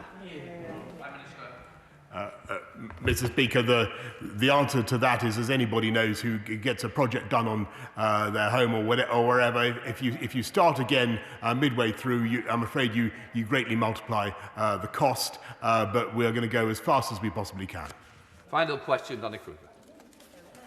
Thank you, Mr. Speaker. The last time the UK hosted the G7 in 2013, the then Prime Minister launched the Social Impact Investment Task Force to catalyse a market for private capital seeking social outcomes as well as financial returns. And this country now leads the world in the development of financial innovations for public good. So will my right honourable friend confirm that the social investment tax relief, which was launched after that summit, will continue beyond April? And will he use this year's G7 to trumpet to the world the benefit of social investment, social enterprise and the social economy in general? My honourable friend has long been a campaigner for the wonderful benefits of social enterprise. I visited some of his own, and if he just waits a little bit longer, he'll receive an update on social investment tax relief, Mr. Speaker. I'm suspending the House for 3 minutes to enable the necessary arrangements for the next business to be made. Well, that's the end of Prime Minister's questions. You heard the Speaker there, Lindsay Hoyle, saying he is suspending the House, as is normal procedure, for a few moments while they prepare everything inside the House of Commons ahead of the budget being given by Rishi Sunak. Let me introduce our guests again for the rest of this special Politics Live budget programme. Laura Kuenssberg, the BBC's political editor, Faisal Islam, the BBC's economics editor, and Simon Jack is also with us, the business editor. Welcome again to all of you. Laura, let's just talk a little bit about that relationship between Boris Johnson and Rishi Sunak. I mean, they are obviously contrasting personalities. You can see that. Do they get on? I think that they do, by all accounts, have a pretty decent relationship. When Rishi Sunak was really quite dramatically propelled into that job. Indeed. There was a suggestion that, oh my goodness, well, he owed so much to Boris Johnson with that rapid promotion. Yes. Would he suddenly, be somebody who was able to be pushed around by Downing Street? I think we've seen over the course of the pandemic that the Treasury actually, in quite traditional ways, has been slower to back big spending projects or slower to accept the arguments for various different pieces of big financial injections. So I don't think there is a case that somehow Rishi Sunak isn't able to, stand up for what people would see as traditional Treasury interest. No, although has Boris Johnson sort of tried to hold him back from perhaps some tax rises or perhaps some of the things that he doesn't think are right for now? Well, look, I think there's certainly always, shall we say, an interesting dynamic, and I think the two of them do come to this from a very different perspective. The Prime Minister is somebody who has always, whether as Mayor of London or now Prime Minister, liked the idea of big projects that take big amounts of cash. Rishi Sunak instinctively is in a different place. He is much more a sort of lean, mean, Tory, hawkish spender who would look at the state in a different way. Now, in the pandemic, in a way, the obvious requirement for emergency support has kind of, covered up perhaps some of those differences. Yeah. I think it may well be in the next phase that actually the relationship between Umber and 10 becomes maybe more tense and more traditional in that way, where you really have conflict over the best thing to do, because Prime Ministers love to spend money. The Treasury, traditionally, well, it's their job to keep a control of the purse strings. Faisal? Yes, and I think the other thing to note is, yes, it's his second budget, but remember that budget book from last year was kind of out of date within about 4 hours. The pandemic was officially declared on budget day. No connection there. But I think that it does matter now, because we will reveal in the trade-offs on how much you need to keep support ongoing beyond the crisis period, how soon these tax rises might need to kick in, how big they are. All of those are fine judgments which will be revealed, actually, probably not in the rhetoric of the Chancellor, but actually in the fine print of the spreadsheet of table B12 of the Red Book. You get to work out exactly where they're judging these things. And these are judgments that will have consequences if he hasn't got this right. He will think he's got it right, precisely why he's made those judgments, but we'll be able to discern exactly where he is on that balancing act, as Laura puts it, between Boris Johnson, Prime Minister, the kind of interventionist but capitalist, and Rishi Sunak, the kind of fiscal hawk, small stater. Right, I think it is time to go into the chamber. I can see Eleanor Lang there in the Speaker's chair, and time for Rishi Sunak to deliver his budget. In members' lobby upon the Chancellor's statement being finished and, of course, online. I also remind honourable members that interventions are not taken during the Chancellor's statement, nor during the replies of either the Leader of the Opposition or the Leader of the Scottish National Party. I also just mentioned that British Sign Language interpretation will continue until the end of the speech of the Leader of the Scottish National Party, and it's available to watch, quick advert here, on parliamentlive.tv. Mr. Chancellor of the Exchequer. Madam Deputy Speaker, a year ago, in my first budget, I announced our initial response to coronavirus. What was originally thought to be a temporary disruption to our way of life has fundamentally altered it. People are still being told to stay in their homes. Businesses have been ordered to close. Thousands of people are in hospital. Much has changed, but one thing has stayed the same. I said I would do whatever it takes. I have done, and I will do so. We have announced over £280 billion of support, protecting jobs, keeping businesses afloat, helping families get by. Despite this unprecedented response, the damage coronavirus has done to our economy has been acute. Since March, over 700,000 people have lost their jobs. Our economy has shrunk by 10%, the largest fall in over 300 years. Our borrowing is the highest it has been outside of wartime. It's going to take this country and the whole world a long time to recover from this extraordinary economic situation. But we will recover. This budget meets the moment with a three-part plan to protect the jobs and livelihoods of the British people. First, we will continue doing whatever it takes to support the British people and businesses through this moment of crisis. Second, once we are on the way to recovery, we will need to begin fixing the public finances, and I want to be honest today about our plans to do that. And third, in today's budget, we begin the work of building our future economy. Madam Deputy Speaker, today's forecasts show that our response to coronavirus is working. The Prime Minister last week set out our cautious but irreversible roadmap to ease restrictions whilst protecting the British people.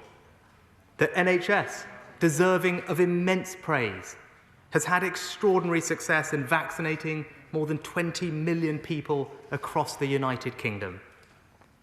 And combined with our economic response, one of the most comprehensive and generous in the world, this means the Office for Budget Responsibility are now forecasting, in their words, a swifter and more sustained recovery than they expected in November.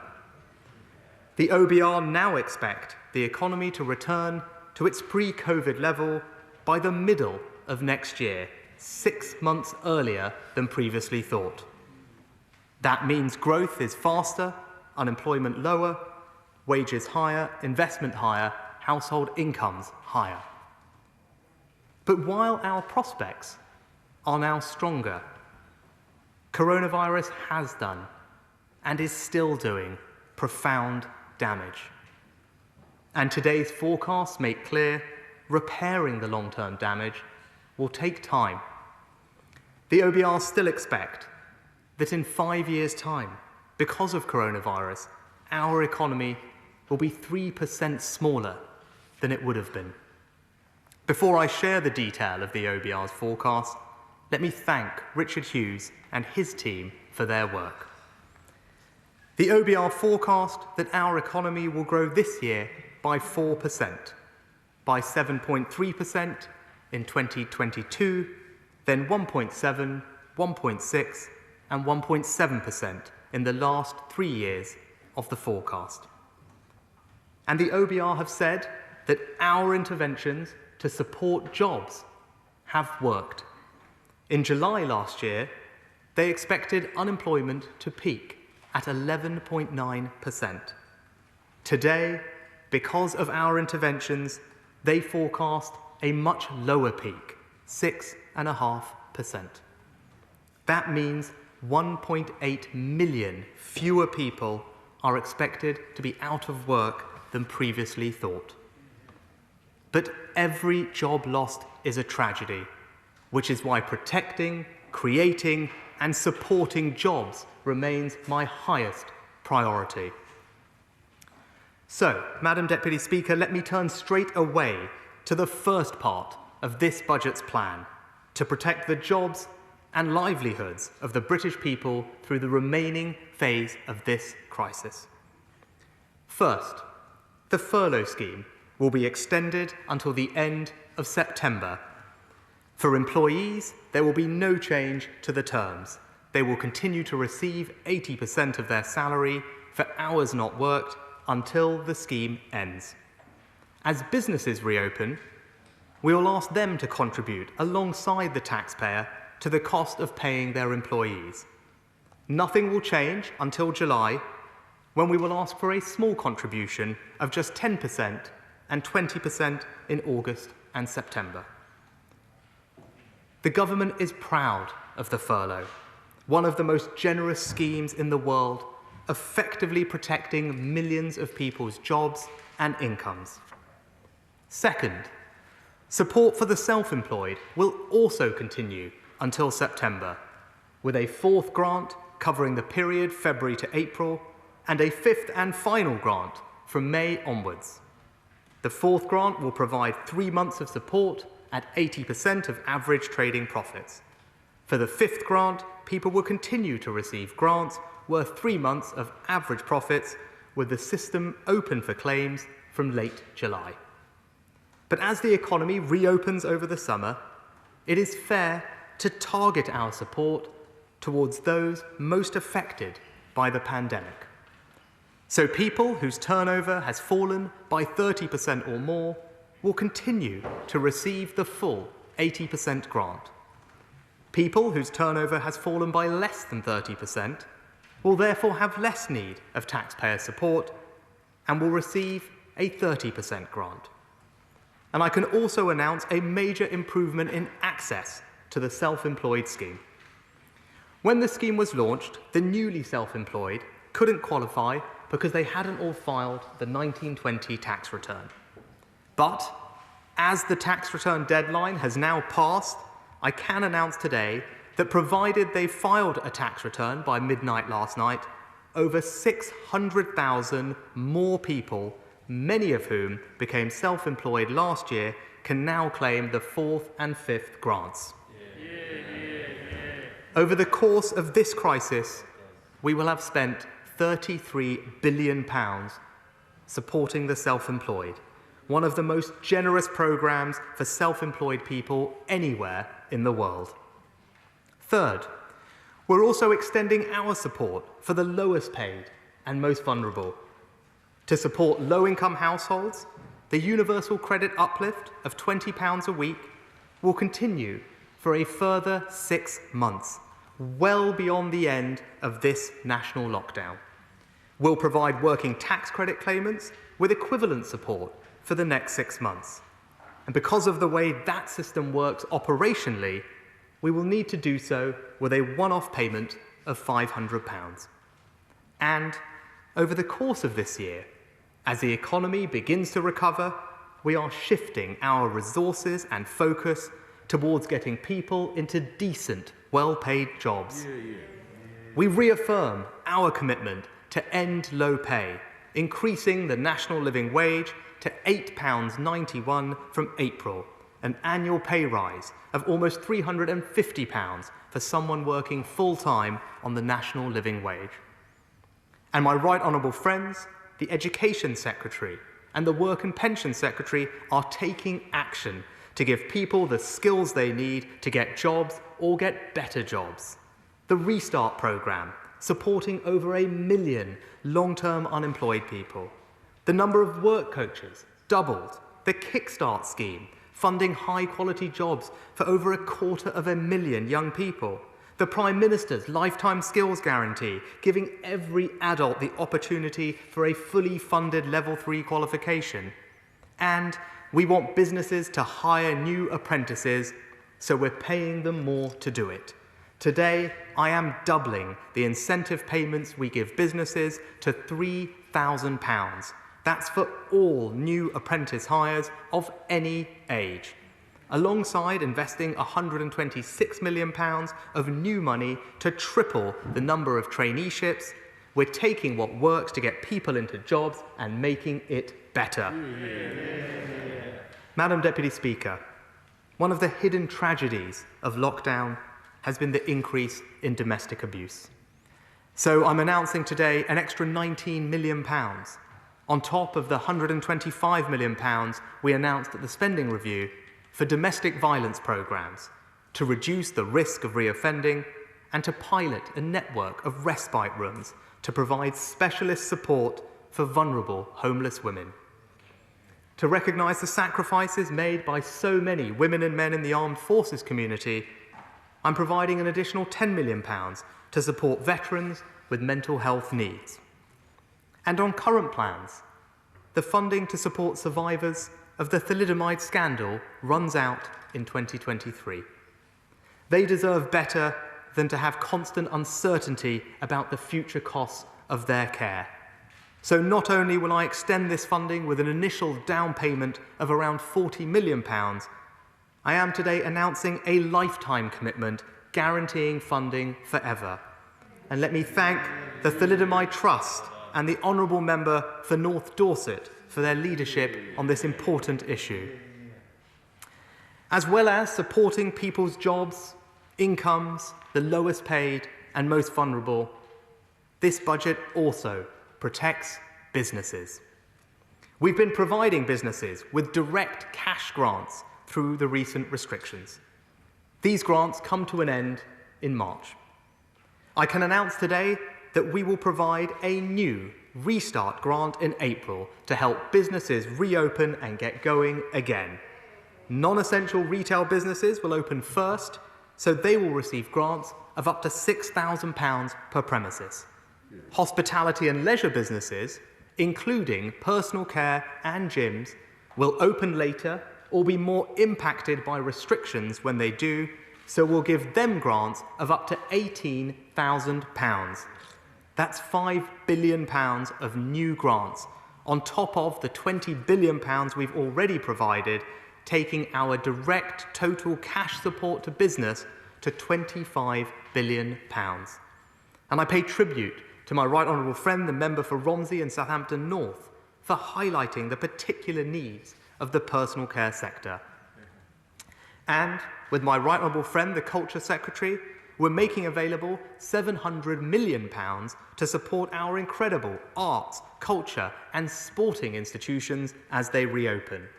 Backing the UK and Ireland's joint 2030 World Cup bid, launching a new approach to apprenticeships in the creative industries, and extending our £500 million film and TV production restart scheme. Even with the new Restart grants, some businesses will also need loans to see them through. As the Bounce Back Loan and CBILS programmes come to an end, we're introducing a new recovery loan scheme to take their place. Businesses of any size can apply for loans from £25,000 up to £10 million through to the end of this year. And the government will provide a guarantee to lenders of 80%. Last year, we provided an unprecedented 100% business rates holiday in England for all eligible businesses in the retail, hospitality and leisure sectors. A tax cut worth £10 billion. This year, we'll continue with the 100% business rates holiday for the first 3 months of the year, in other words, through to the end of June. For the remaining 9 months of the year, business rates will still be discounted by 2/3, up to a value of £2 million for closed businesses, with a lower cap for those who have been able to stay open. A £6 billion tax cut for business. One of the hardest hit sectors has been hospitality and tourism. 150,000 businesses that employ over 2.4 million people need our support. To protect those jobs, I can confirm that the 5% reduced rate of VAT will be extended for 6 months to the 30th of September. And even then, we won't go straight back to the 20% rate. We'll have an interim rate of 12.5% for another 6 months, not returning to the standard rate until April of next year. In total, we're cutting VAT next year by almost £5 billion. Madam Deputy Speaker, the housing sector supports over 500,000 jobs.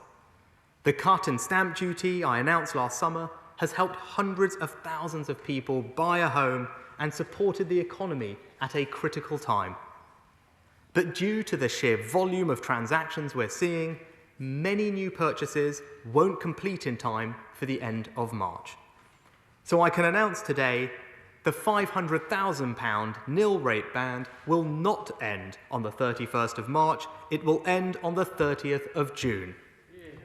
Then, to smooth the transition back to normal, the nil rate band will be £250,000, double its standard level, until the end of September, and we will only return to the usual level of £125,000 from October the 1st. Even with the stamp duty cut, there is still a significant barrier to people getting on the housing ladder, the cost of a deposit. So I'm announcing today a new policy to stand behind home buyers, a mortgage guarantee. Lenders who provide mortgages to home buyers who can only afford a 5% deposit will benefit from a government guarantee on those mortgages. And I'm pleased to say that several of the country's largest lenders, including Lloyds, NatWest, Santander, Barclays and HSBC, will be offering these 95% mortgages from next month. And I know more, including Virgin Money, will follow shortly after. A policy that gives people who can't afford a big deposit the chance to buy their own home. As the Prime Minister has said, we want to turn Generation Rent into Generation Buy. So, Madam Deputy Speaker, the furlough extended to September. Self-employed grants extended to September. Universal credit uplift extended to September. More money to tackle domestic violence, bigger incentives to hire apprentices, higher grants to struggling businesses, extra funds for culture, arts and sport, new loan schemes to finance businesses, kickstart, restart, a lifetime skills guarantee, business rates cut, VAT cut, stamp duty cut, and a new mortgage guarantee, the first part of a budget that protects the jobs and livelihoods of the British people. And, Madam Deputy Speaker, as you can see, we're going long, extending our support well beyond the end of the roadmap to accommodate even the most cautious view about the time it might take to exit the restrictions. Let me summarise for the House the scale of our total fiscal response to coronavirus. At this budget, we are announcing an additional £65 billion of measures over this year and next to support the economy in response to coronavirus. Taking into account the significant support announced at the spending review, this means our total COVID support package this year and next is £352 billion. And once you include the measures announced at spring budget last year, including the step change in capital investment, total fiscal support from this government over this year and next amounts to £407 billion. Coronavirus has caused one of the largest, most comprehensive and sustained economic shocks this country has ever faced. And by any objective analysis, this government has delivered one of the largest, most comprehensive and sustained responses this country has ever seen. So, Madam Deputy Speaker, we're using the full measure of our fiscal firepower to protect the jobs and livelihoods of the British people. But the damage done by coronavirus, combined with a level of support unimaginable only 12 months ago, has created huge challenges for our public finances. The OBR's fiscal forecasts show that this year we have borrowed a record amount, £355 billion. That's 17% of our national income, the highest level of borrowing since World War II. Next year, as we continue our unprecedented response to this crisis, borrowing is forecast to be £234 billion, 10.3% of GDP, an amount so large it has only one rival in recent history, this year. Without corrective action, borrowing would continue at very high levels, leaving underlying debt rising indefinitely.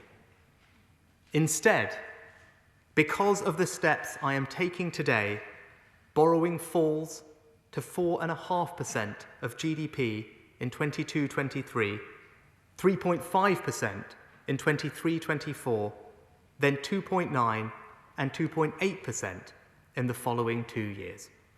And while underlying debt rises from 88.8% of GDP this year to 93.8% next year, it then peaks at 97.1% in 23-24 before stabilising and falling slightly to 97% and 96.8% in the final 2 years of the forecast. Let me explain why this matters. The amount we've borrowed is comparable only with the amount we borrowed during the 2 world wars. It's going to be the work of many governments over many decades to pay it back. Just as it would be irresponsible to withdraw support too soon, it would also be irresponsible to allow our future borrowing and debt to rise unchecked. When crises come, we need to be able to act, and we need the fiscal freedom to act. A freedom that you only have if you start with public finances in a good and strong place. The only reason we have been able to respond as boldly as we have to COVID is because 10 years of Conservative governments painstakingly rebuilt our fiscal resilience. When the next crisis comes, we need to be able to act again. And while our borrowing costs are affordable right now, interest rates and inflation may not stay low forever, and just a 1 percentage point increase in both would now cost us over £25 billion. And as we have seen in the markets over the last few weeks, sovereign bond yields can rise sharply. This budget is not the time to set detailed fiscal rules with precise targets and dates to achieve them by. I don't believe that would be sensible. But I do want to be honest about what I mean by sustainable public finances and how I plan to achieve them. Our fiscal decisions are guided by 3 principles. First, while it is right to help people and businesses through an acute crisis like this one, in normal times, the state should not be borrowing to pay for everyday public spending. Second, over the medium term, we cannot allow our debt to keep rising. And given how high our debt now is, we need to pay close attention to its affordability. And third, it is sensible to take advantage of lower interest rates to invest in capital projects that can drive our future growth. So the question is, how we achieve that, how we balance the extraordinary support we are providing to the economy right now with the need to begin the work of fixing our public finances. I have and always will be honest with the country about the challenges we face. So I'm announcing today 2 measures to begin that work. Let me take each in turn. Madam Deputy Speaker, our response to coronavirus has been fair, with the poorest households benefiting the most from our interventions. And our approach to fixing the public finances will be fair too, asking more of those people and businesses who can afford to contribute and protecting those who cannot. So this government is not going to raise the rates of income tax, national insurance or VAT. Instead, our first step is to freeze personal tax thresholds. We've nearly doubled the income tax personal allowance over the last decade, making it the most generous of any G20 country. We will, of course, deliver our promise to increase it again next year to £12,570, but we will then keep it at this more generous level until April 2026. The higher rate threshold will similarly be increased next year to £50,000 270, and will then also remain at that level for the same period. Nobody's take-home pay will be less than it is now as a result of this policy. But I want to be clear with all members that this policy does remove the incremental benefit created had thresholds continued to increase with inflation. We are not hiding it. I am here explaining it to the House, and it is in the budget document in black and white. It is a tax policy that is progressive and fair. And I will also maintain at their current levels until April 2026 the inheritance tax thresholds, the pensions lifetime allowance, the annual exempt amount in capital gains tax, and for 2 years from April 2022, the VAT registration threshold, which at £85,000 will remain more than twice as generous as the EU and OECD averages. We'll also tackle fraud in our COVID schemes with £100 million to set up a new HMRC task force of around 1,000 investigators, as well as new measures and new investment in HMRC to clamp down on tax avoidance and evasion. The full details are set out in the Red Book. Madam Deputy Speaker, the government is providing businesses with over £100 billion of support to get through this pandemic. So it is fair and necessary to ask them to contribute to our recovery. So the second step I am taking today is that in 2023, the rate of corporation tax paid on company profits will increase to 25%. Even after this change, the United Kingdom will still have the lowest corporation tax rate in the G7, lower than the United States, Canada, Italy, Japan, Germany, and France. We're also introducing some crucial protections. First, this new higher rate won't take effect until April 2023, well after the point when the OBR expect the economy to have recovered. And even then, Because corporation tax is only charged on company profits, any struggling business will, by definition, be unaffected. Second, I'm protecting small businesses with profits of £50,000 or less by creating a small profits rate, maintained at the current rate of 19%.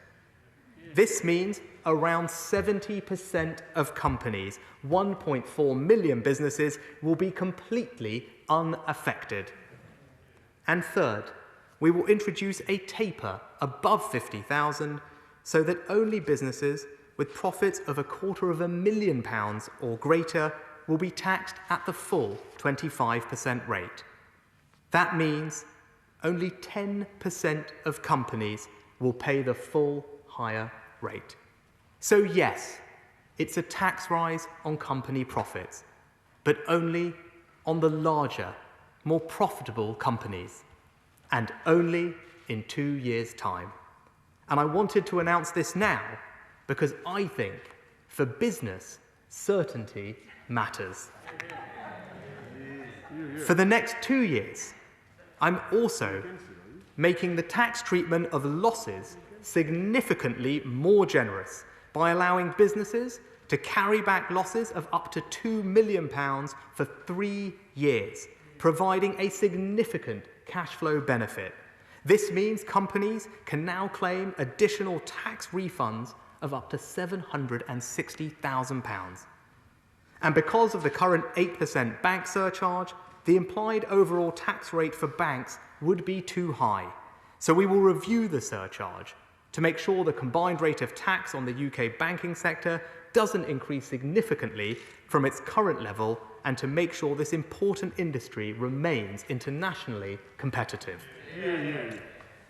Madam Deputy Speaker, these are significant decisions to have taken. Decisions no Chancellor wants to make. I recognise they might not be popular, but they are honest. And let's consider the alternatives. The first is to do nothing, to leave our deficit problem untreated, our debt problem for someone else in the future to deal with. That has never been the way of a Conservative government, and nor do I believe it can be the way of a responsible Chancellor. Another alternative would be to try and find all the savings we need from public spending. But when we said at the last election that we were the party of public services, people believed us, and they were right to believe us. And when we said we'd be the party that invests in new infrastructure, they were right to believe that too. The only other alternative would be to increase the rates of tax on working people. But I don't believe that would be right either. So I believe our approach, while bold, is compatible with our duty as a fiscally responsible and business-friendly government. This is the right choice, and I am confident it will command public assent. I have one final announcement on business tax. With the lowest corporation tax in the G7 and a new small profits rate, the UK will have a pro-business tax regime. But we need to do even more to encourage businesses to invest right now. Business investment creates jobs, lifts growth, spurs innovation, and drives productivity. For decades, we've lagged behind our international peers. Right now, while many businesses are struggling, others have been able to build up significant cash reserves. We need to unlock that investment. We need an investment-led recovery. So today, I can announce the super deduction. For the next 2 years, when companies invest, they can reduce their tax bill, not just by a proportion of the cost of that investment, as they do now, or even by 100% of their cost, the so-called full expensing that some have called for. With the super deduction, they can now reduce their tax bill by 130% of the cost. Let me give the House an example. Under the existing rules, a construction firm buying £10 million of new equipment could reduce their taxable income in the year they invest by just £2.6 million. With the super deduction, they can now reduce it by £13 million. We've never tried this before in our country. The OBR have said it will boost business investment by 10%, around £20 billion more per year. It makes our tax regime for business investment truly world-leading, lifting us from 30th in the OECD to 1st. And worth £25 billion during the 2 years it is in place, this will be the biggest business tax cut in modern British history. Bold, unprecedented action to get companies investing, creating jobs and driving our economic recovery. Madam Deputy Speaker, let me now turn to duties. This is a tough time for hospitality, so I can confirm that the planned increases in duties for spirits like Scotch whisky, wine, cider and beer will all be cancelled. All alcohol duties frozen for the second year in a row, only the third time in 2 decades. And right now, to keep the cost of living low, I'm not prepared to increase the cost of a tank of fuel. So the planned increase in fuel duty is also cancelled. Madam Deputy Speaker, this budget protects the jobs and livelihoods of the British people. This budget is honest about the challenges facing our public finances and how we will begin to fix them. And this budget does one other thing. It lays the foundations of our future economy, the third part of our plan. If we want a better future economy, we have to make it happen. We have to do things that have never been done before. The world is not going to be any less competitive after coronavirus. So it's not enough to have some general desire to grow the economy. We need a real commitment to green growth. It's not enough to have some general desire to increase productivity. We need a real commitment to give every business, large or small, the opportunity to grow, innovate and succeed. It's not enough to have a general desire to create jobs. We need a real commitment to create jobs where people are and change the economic geography of this country. And we can't strengthen our domestic economy without remaining a global, outward-looking nation. This future economy won't be created in any one budget, but today we lay the foundations. Madam Deputy Speaker, our future economy needs investment in green industries across the United Kingdom. So I can announce today the first ever UK infrastructure bank. Located in Leeds, the bank will invest across the UK in public and private projects to finance the green industrial revolution. Beginning this spring, it will have an initial capitalisation of £12 billion, and we expect it to support at least £40 billion of total investment in infrastructure. And I know my right honourable friend, the member for Pudsey, will particularly welcome the location of this new institution. Offshore wind is an innovative industry where the UK already has a global competitive advantage. So we're funding new port infrastructure to build the next generation of offshore wind projects in Teesside and Humberside. And in November, I announced we would launch a world-leading sovereign green bond. Today, we're going further, announcing a new retail savings product to give all UK savers the chance to support green projects, as my right honourable friend, the member for North East Bedfordshire, has campaigned for. We've also asked Dame Clara First to establish a new group to position the city as the global leader for voluntary, high-quality carbon offset markets, and underpinning all of this will be an updated monetary policy remit for the Bank of England. It reaffirms their 2% target, but now it will also reflect the importance of environmental sustainability and the transition to net zero. Madam Deputy Speaker, our future economy will also address our productivity problem and support small business. Too often, smaller firms don't have the time or resources to acquire the extra skills and training they need to be more efficient, more digital, and more productive. Thanks to Be the Business, we have made a good start at supporting these firms. Today, the Business Secretary and I are going further with a new set of UK-wide schemes, Help to Grow.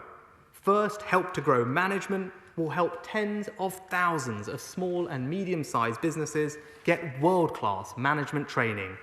Dozens of business schools across the UK will offer a new executive development programme with mentoring and peer learning, and government will contribute 90% of the cost. A real commitment to learn more, make more, and earn more. Second, Help to Grow digital. With the pandemic, many businesses have moved online.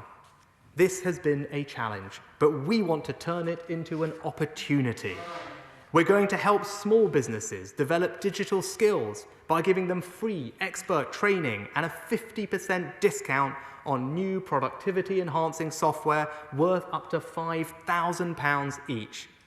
Both programmes will commence by the autumn, and I'd urge interested businesses to register today on gov.uk/help to grow. A real commitment to help over 100,000 businesses become more innovative, more competitive, and more profitable. Madam Deputy Speaker, a future economy requires us to be at the forefront of the next scientific and technological revolutions. Becoming a scientific superpower is something we can be. I don't think that's hubristic or unrealistic. Our incredible vaccination programme has shown the world what this country is capable of. So I'm providing an extra £1.6 billion today to continue the rollout and improve our future preparedness. And I want to make the UK the best place in the world for high-growth, innovative companies. So I'm launching 2 wide-ranging consultations today to make sure our research and development tax reliefs and our enterprise management incentives are internationally competitive. And my right honourable friend, the Home Secretary, knows that a scientific superpower needs scientific superstars. So together we're announcing ambitious visa reforms aimed at highly skilled migrants, including a new unsponsored points-based visa to attract the best and most promising international talent in science, research and tech, new improved visa processes for scale-ups and entrepreneurs, and radically simplified bureaucracy for high-skill visa applications. Now, as well as support for innovation and access to talent, high-growth firms need access to capital. To do that, we're taking steps to give the pensions industry more flexibility to unlock billions of pounds from pension funds into innovative new ventures, launching a new future fund breakthrough to help fill the scale-up funding gap, and changing the rules to encourage more companies to list here. Let me thank Lord Hill for leading this landmark review. The FCA will be consulting on his proposals very shortly. Madam Deputy Speaker, our future economy depends on remaining a united kingdom. Millions of families and businesses in Scotland, Wales, and Northern Ireland have contributed to and benefited from our coronavirus response. And central to that has been a Treasury that acts for the whole United Kingdom. That's not a political point, it's an undeniable truth. The majority of today's budget measures will apply directly to people in all 4 nations of the United Kingdom. And I'm taking further specific steps with 3 accelerated Scottish city and growth deals in Ayrshire, Argyll and Bute and Falkirk, 3 more in North Wales, Mid Wales and Swansea Bay, and funding for the Holyhead Hydrogen Hub, the Global Centre of Rail Excellence in Neath-Port Talbot, the Aberdeen Energy Transition Zone, as well as the Global Underwater Hub and North Sea Transition Deal, along with the first allocations of the £400 million New Deal for Northern Ireland. And through the Barnett formula, the decisions I'm taking in this budget also increase the funding for the devolved administrations by £1.2 billion in Scotland, £740 million in Wales, and £410 million for the Northern Ireland Executive. And Madam Deputy Speaker, our future economy demands a different economic geography. If we are serious about wanting to level up, that starts with the institutions of economic power. Few institutions are more powerful than the one I am enormously privileged to lead, the Treasury. Along with the other critical economic departments, including BEIS, DIT and MHCLG, we will establish a new economic campus in Darlington. And I know my honourable friend, the member for Darlington, will particularly welcome this announcement. Redrawing our economic map means rebalancing our economic investment. I have already revised the Treasury's Green Book and set out the highest sustained levels of public investment across the UK since the 1970s. But we can go further.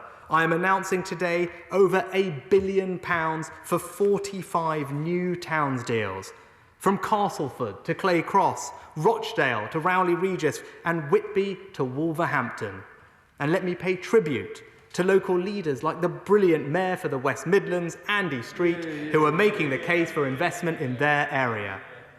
We're also creating a £150 million fund to help communities across the UK take ownership of pubs, theatres, shops, or local sports clubs at risk of loss, putting more power in the hands of local people. And I'm launching the first round of the Levelling Up Fund today, inviting applications from local areas across the United Kingdom.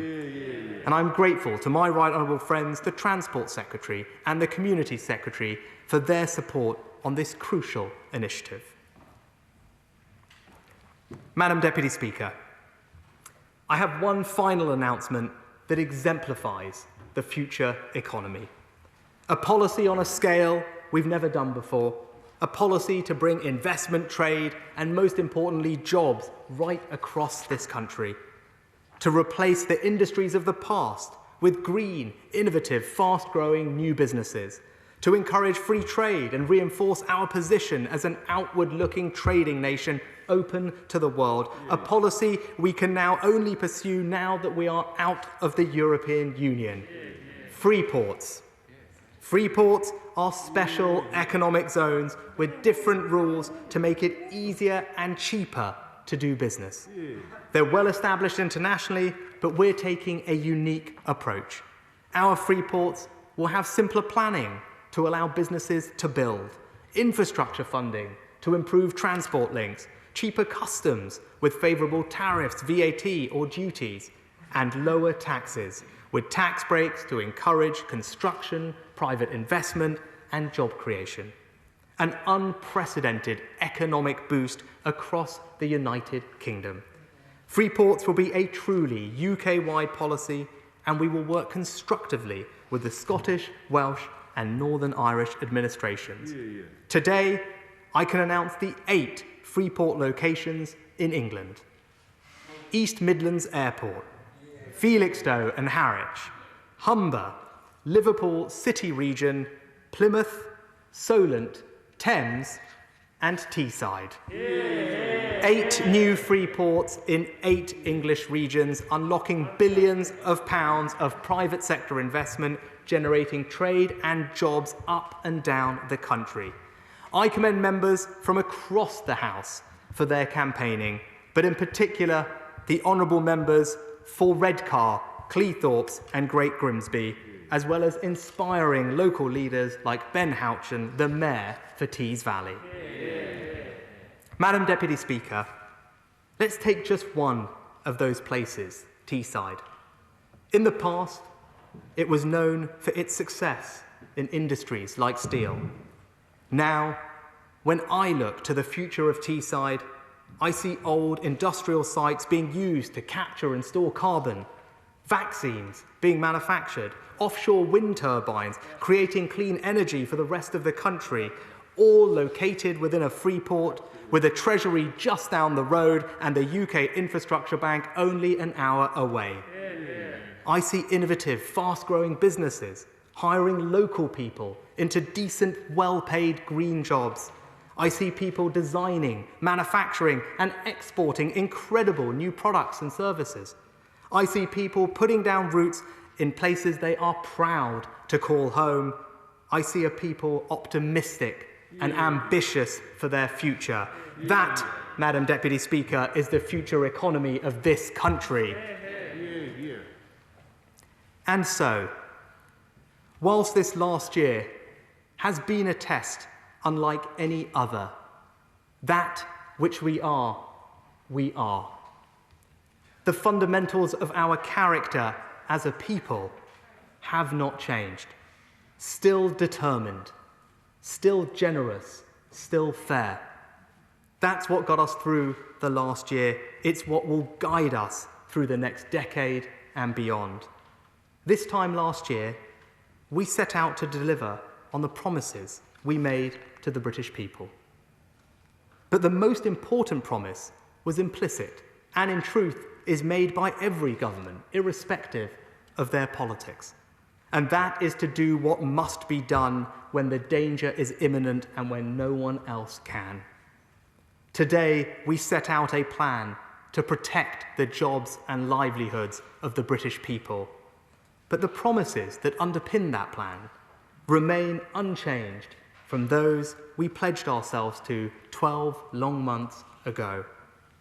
To unite and lead, to level up, to create a world-class education system, to keep our streets safe, to keep our NHS strong, to support the most vulnerable, to reform and improve public services, to grow the economy, to spread prosperity, to extend the awesome power of opportunity to all corners of the United Kingdom, and yes, to be honest and fair in all that we do.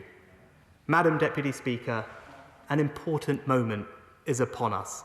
A moment of challenge and of change. Of difficulties, yes, but of possibilities too.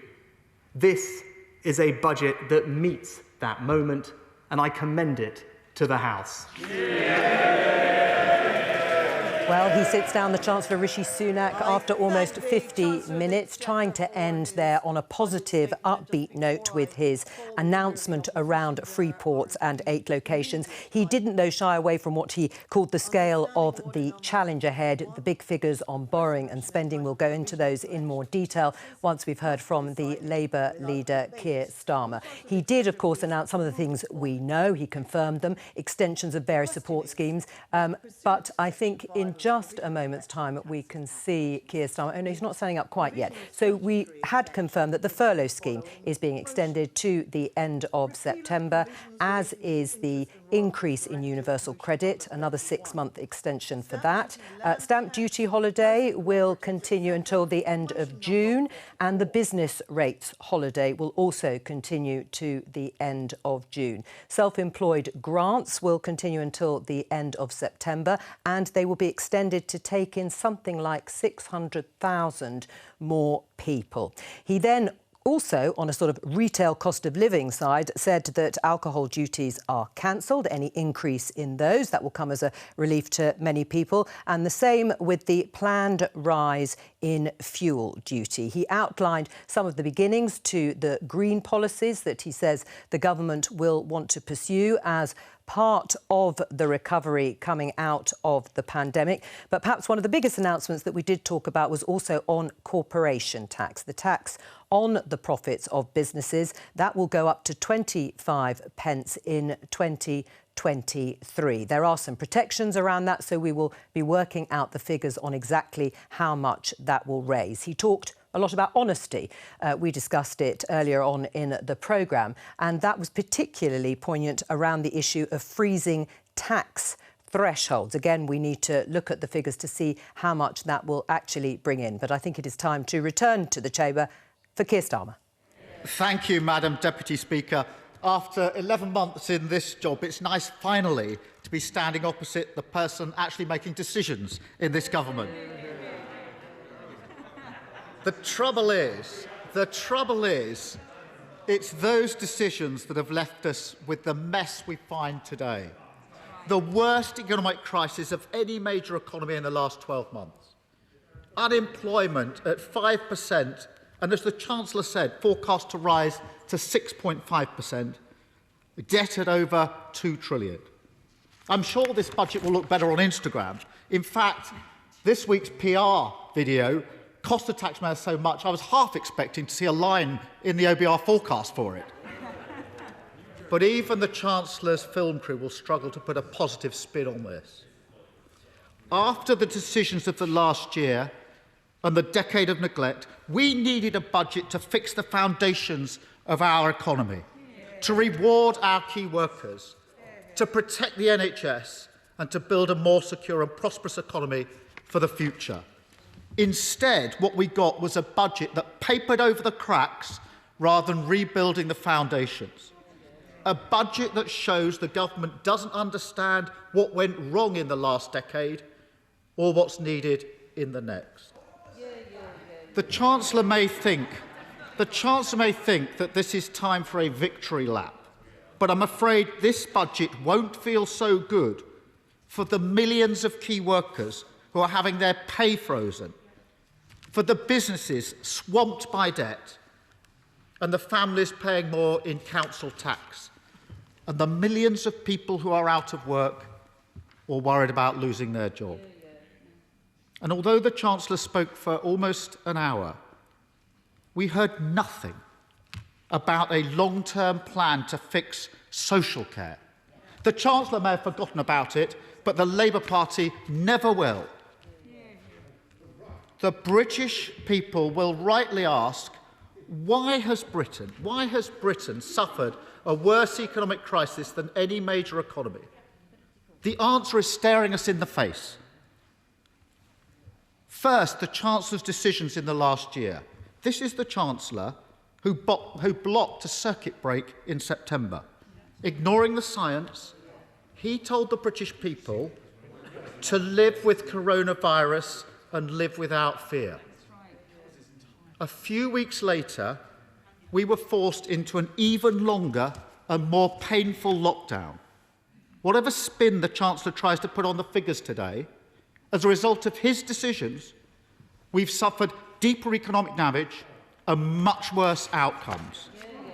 And Madam Deputy Speaker, that is nothing compared with the decade of political choices that meant that Britain went into this crisis with an economy built on insecurity and inequality. The Chancellor referred to the last 10 years. We've got an economy as a result of those 10 years with 3.6 million people in insecure work, where wages stagnated for a decade, over 4 million children living in poverty. And critically, we went into this crisis with 100,000 unfilled posts in the NHS and where social care was ignored and underfunded for a decade. Members opposite voted for all of that. Today's budget doesn't even recognise that, let alone rectify it. It's clear the Chancellor is now betting on a recovery fuelled by a consumer spending blitz. In fairness, if my next-door neighbour was spending tens of thousands of pounds redecorating their flat, I'd probably do the same. But the central problem in our economy is a deep-rooted insecurity and inequality. And this budget isn't the answer to that. The Chancellor barely mentioned inequality, let alone tried to address it. So rather than the big transformative budget we needed, this budget simply papers over the cracks. If this had been a budget for the long term, it would have had a plan to protect our NHS, a plan to fix social care. And I can tell you this, a Labour budget would have had the NHS and care homes front and centre. But this budget is almost silent on those questions. If this had been a budget to rebuild the foundations, it would have fixed our broken social security system. Instead, the Chancellor has been dragged, kicking and screaming, to extend the £20 uplift in universal credit, but only for a few months, once again deferring the problem. As a result, insecurity and the threat of losing £1,000 a year still hang over 6 million families. They ask what we'd do. What we would do, we would keep the uplift until a new, fairer system can be put in place. If this budget was serious about rebuilding our shattered economy, it would have included a credible plan to tackle unemployment. The Chancellor said very little about the Kickstart scheme. No doubt because the Prime Minister says rubbish. That's no doubt because the Kickstart scheme is only helping 1 in 100 eligible young people. Rubbish is the right word, Prime Minister. In 6 months, it supported just 2,000 young people. Yet youth unemployment is set to reach 1 million. Like so much of this budget, the Chancellor's offer is nowhere near the scale of the task. And of course, the biggest challenge this country is the climate emergency. The Chancellor just talked up his green credentials, but his budget stops way short of what was needed or what's happening in other countries. This budget should have included a major green stimulus, bringing forward billions of pounds of investment to create new jobs and new green infrastructure. Instead, the government is trying to build a new coal mine, which we now learn might not even work for British Steel. If anything sums up this government's commitment to a green recovery and jobs for the future, it's building a coal mine we can't even use. If the government was serious about tackling insecurity and those most at risk from COVID, this budget would have fixed the broken system of statutory sick pay and, at the very least, filled the glaring holes in isolation payments. This isn't difficult to fix. The government should just make the £500 isolation payment available to everyone who needs it. That would be money well spent, and a year into the pandemic, it's a disgrace that it's not. If the government was serious about fixing the broken housing market, it would have announced plans for a new generation of genuinely affordable council houses. Instead, 230,000 council homes have been lost since 2010. Yet the Chancellor focused today on returning to subsidising 95% of mortgages. Now, I know what you're thinking. I've heard that somewhere before. Maybe it was because the Prime Minister announced it 5 months ago in his conference speech. No, I don't think anybody heard that. I remember now, it's what Osborne and Cameron came up with in 2013. And what did that do?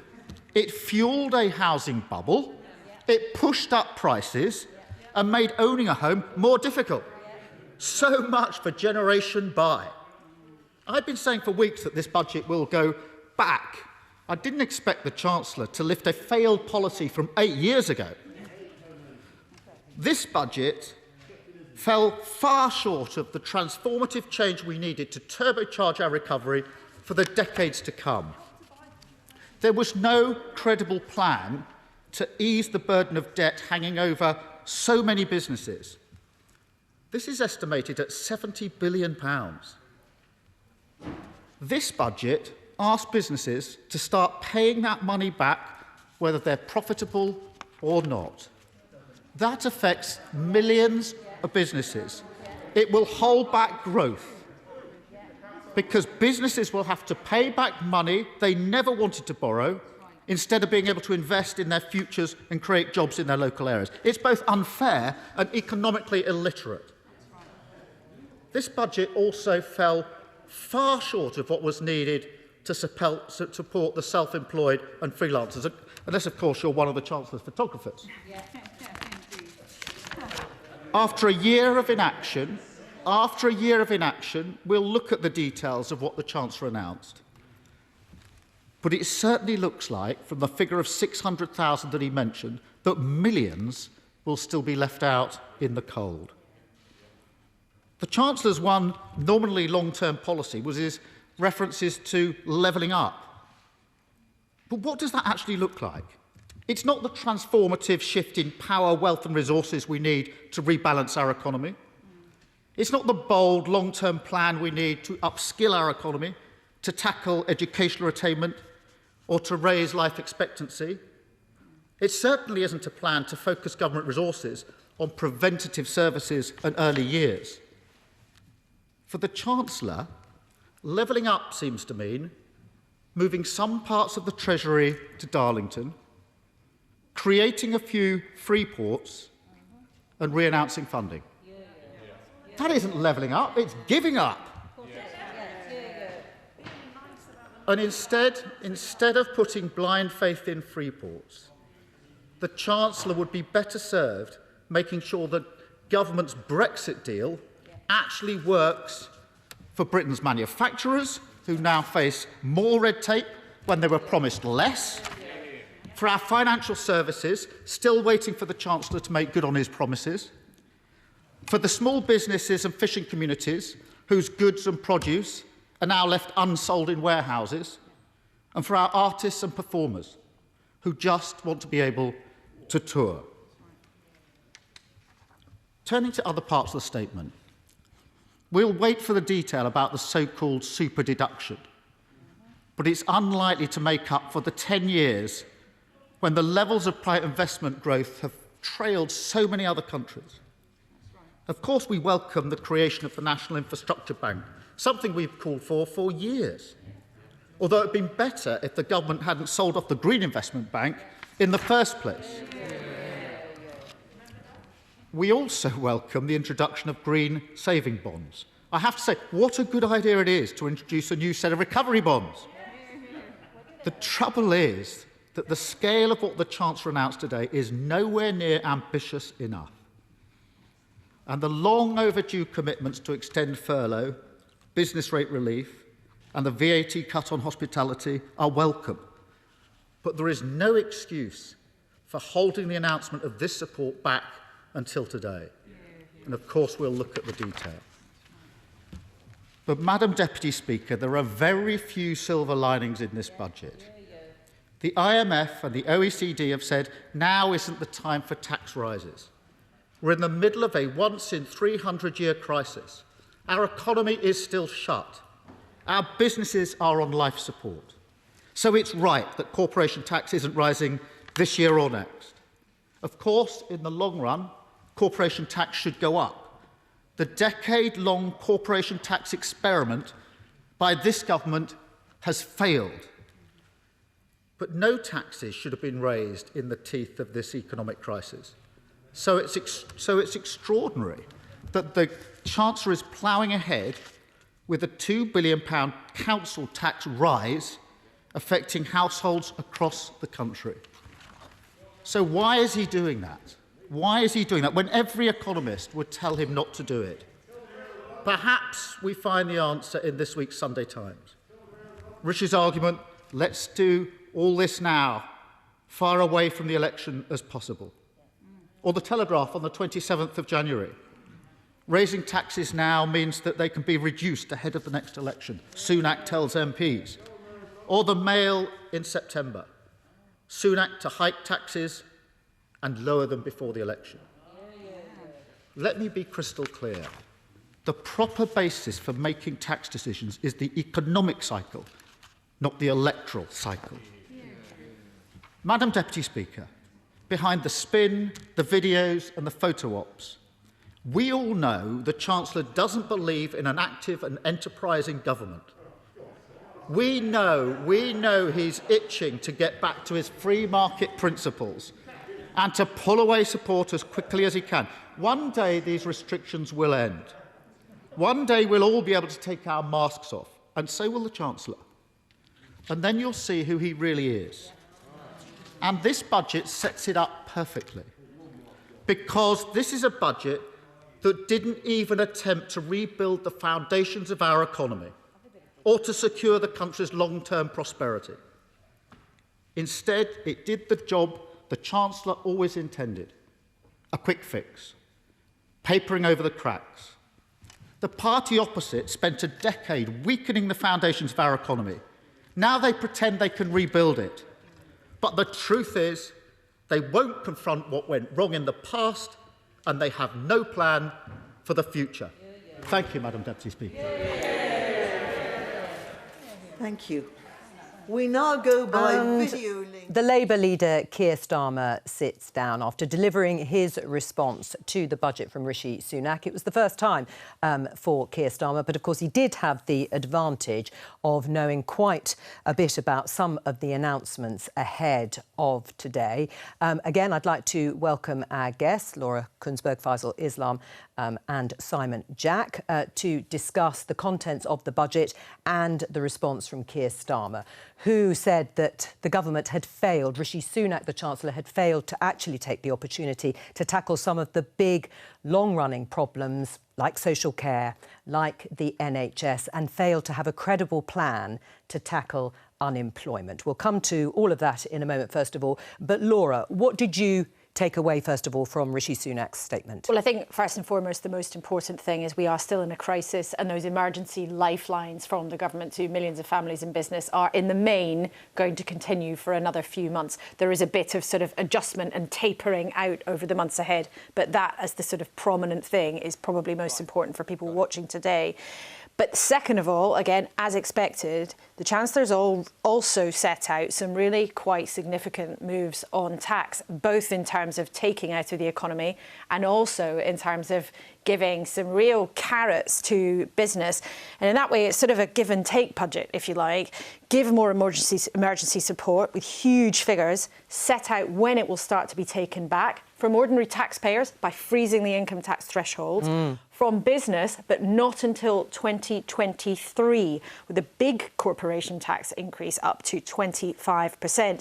There's also a lot of give politically to parts of the country that voted Conservative for the first time. The so-called levelling up agenda, as they call it. Whether that's moving the Treasury to Teesside, or whether or not it is going ahead with free ports. Very long been a pet policy for Rishi Sunak.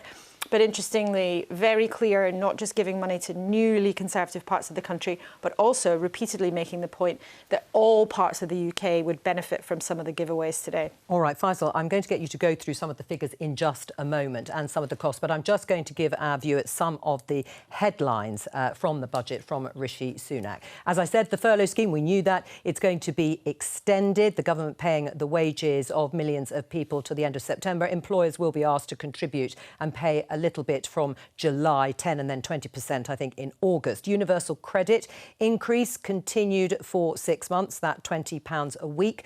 The business rates holiday that had certainly been called for by lots of businesses, that is also going to be extended because, of course, the restrictions are continuing until June the 21st at the earliest. That's all legal restrictions. And the newly self-employed able to claim grants.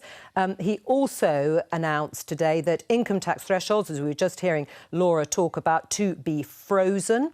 Corporation tax raised to 25% from 2023. Again, important to know how much that is actually going to raise. 5% hospitality VAT rate extended, and the stamp duty cut is also extended. Let's take a look at the growth figures, which actually he announced at the very beginning of the statement.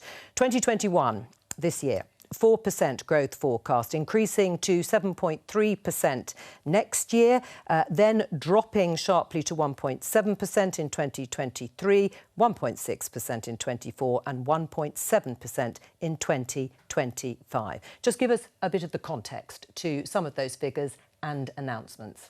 It's a highly significant budget with lots of policy in there. On the big numbers, what you get, let me draw a sort of general story here of what's happening, is borrowing in the coming years stays higher than most expected. So we had loads of borrowing over the past year, obviously because of the shutdowns.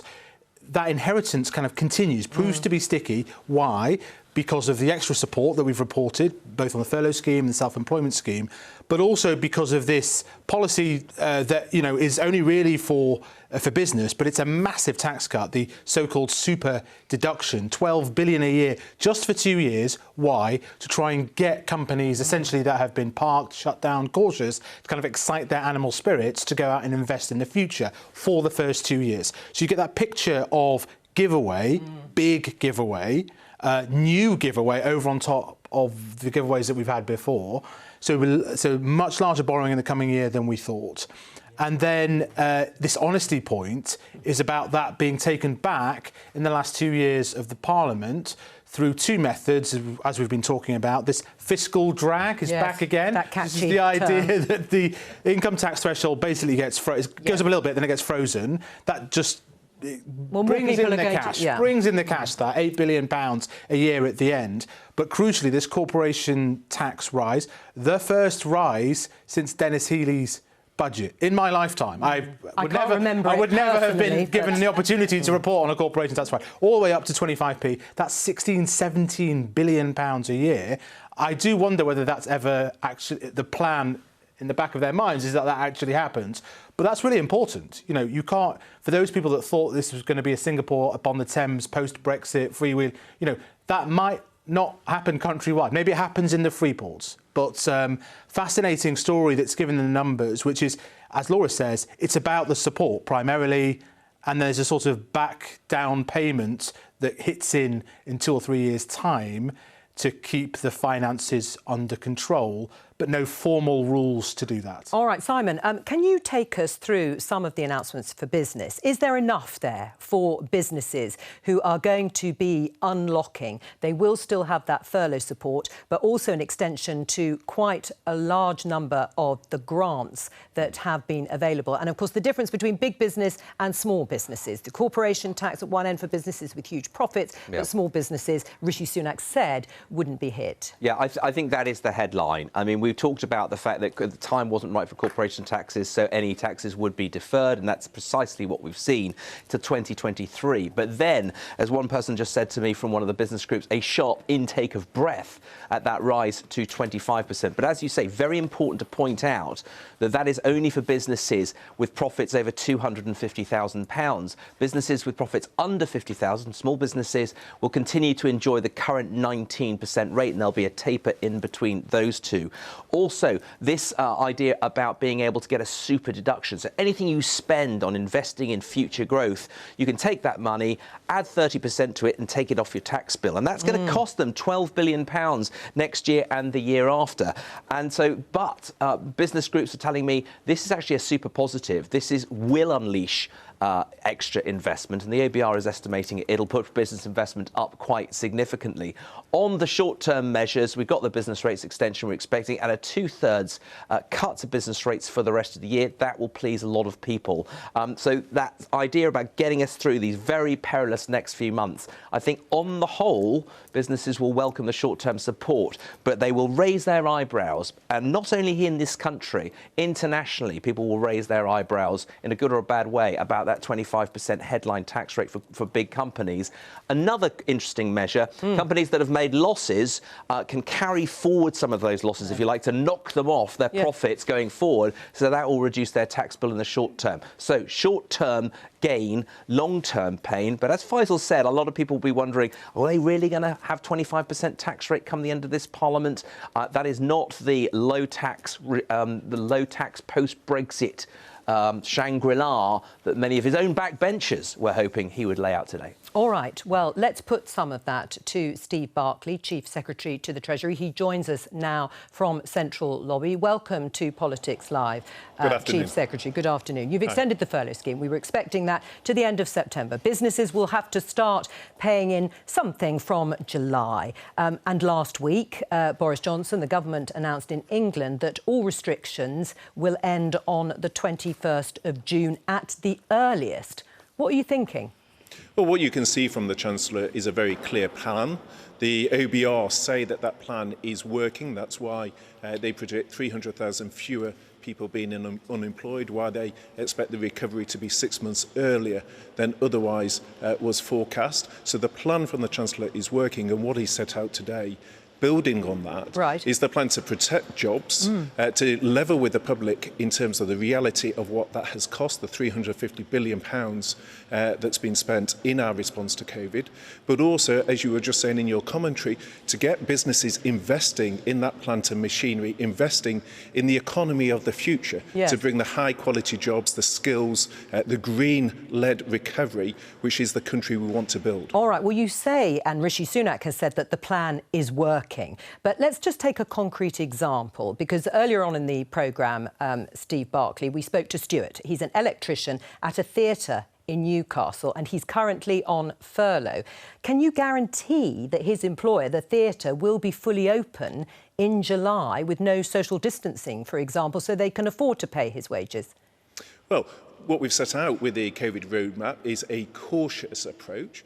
The intention in Tier 4 is to open settings, all settings, by the 21st including, of June. Including things like theatres. That is and that's why we've got the world-leading vaccine programme. It's why we've got the test and trace, more investment in that, and further 15 billion into the test and trace programme that's been announced. So that is why we've set that out in the roadmap, but also why the Chancellor has taken the cautious approach in terms of putting things such as the furlough support through to the end of September, because we recognise the impacts will be different between different businesses, and different businesses will be able to fire back up at different speeds. So the support, whether it's on the self-employed income support, the furlough, the business rates, reflects the fact that there will be a trajectory there. But it is our intention, as the Prime Minister set out, to reopen the economy, and the roadmap has a very clear plan to do so. All right, you've mentioned people who are self-employed, and Rishi Sunak said his plan is comprehensive, and yet you're still not including, are you, all of the self-employed people who were previously excluded?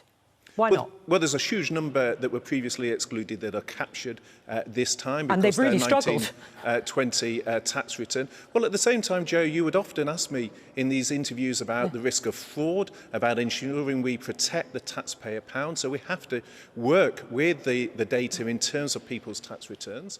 We've done that. We've listened. We've included around 600,000 more people. But you're right. There are people, for example, where the majority of their income is not from self-employment. On average, that's usually £2,000 to £3,000. So that's not the key issue in terms of their income, and they are covered by other things in our package of support. So there's a range of measures, including our welfare support, including our loans, our business rates. There's a range of measures, the grants that the Chancellor announced today as well. So still different measures, but we have captured far more people through the self-employed income support scheme than was previously the case. You have captured far more, but the Institute for Fiscal Studies have said that in total 2.5 million people are excluded, and that at least 1.5 million of them could be easily included in the scheme. And yet you are only extending it to 600,000 people. Why not make that further extension?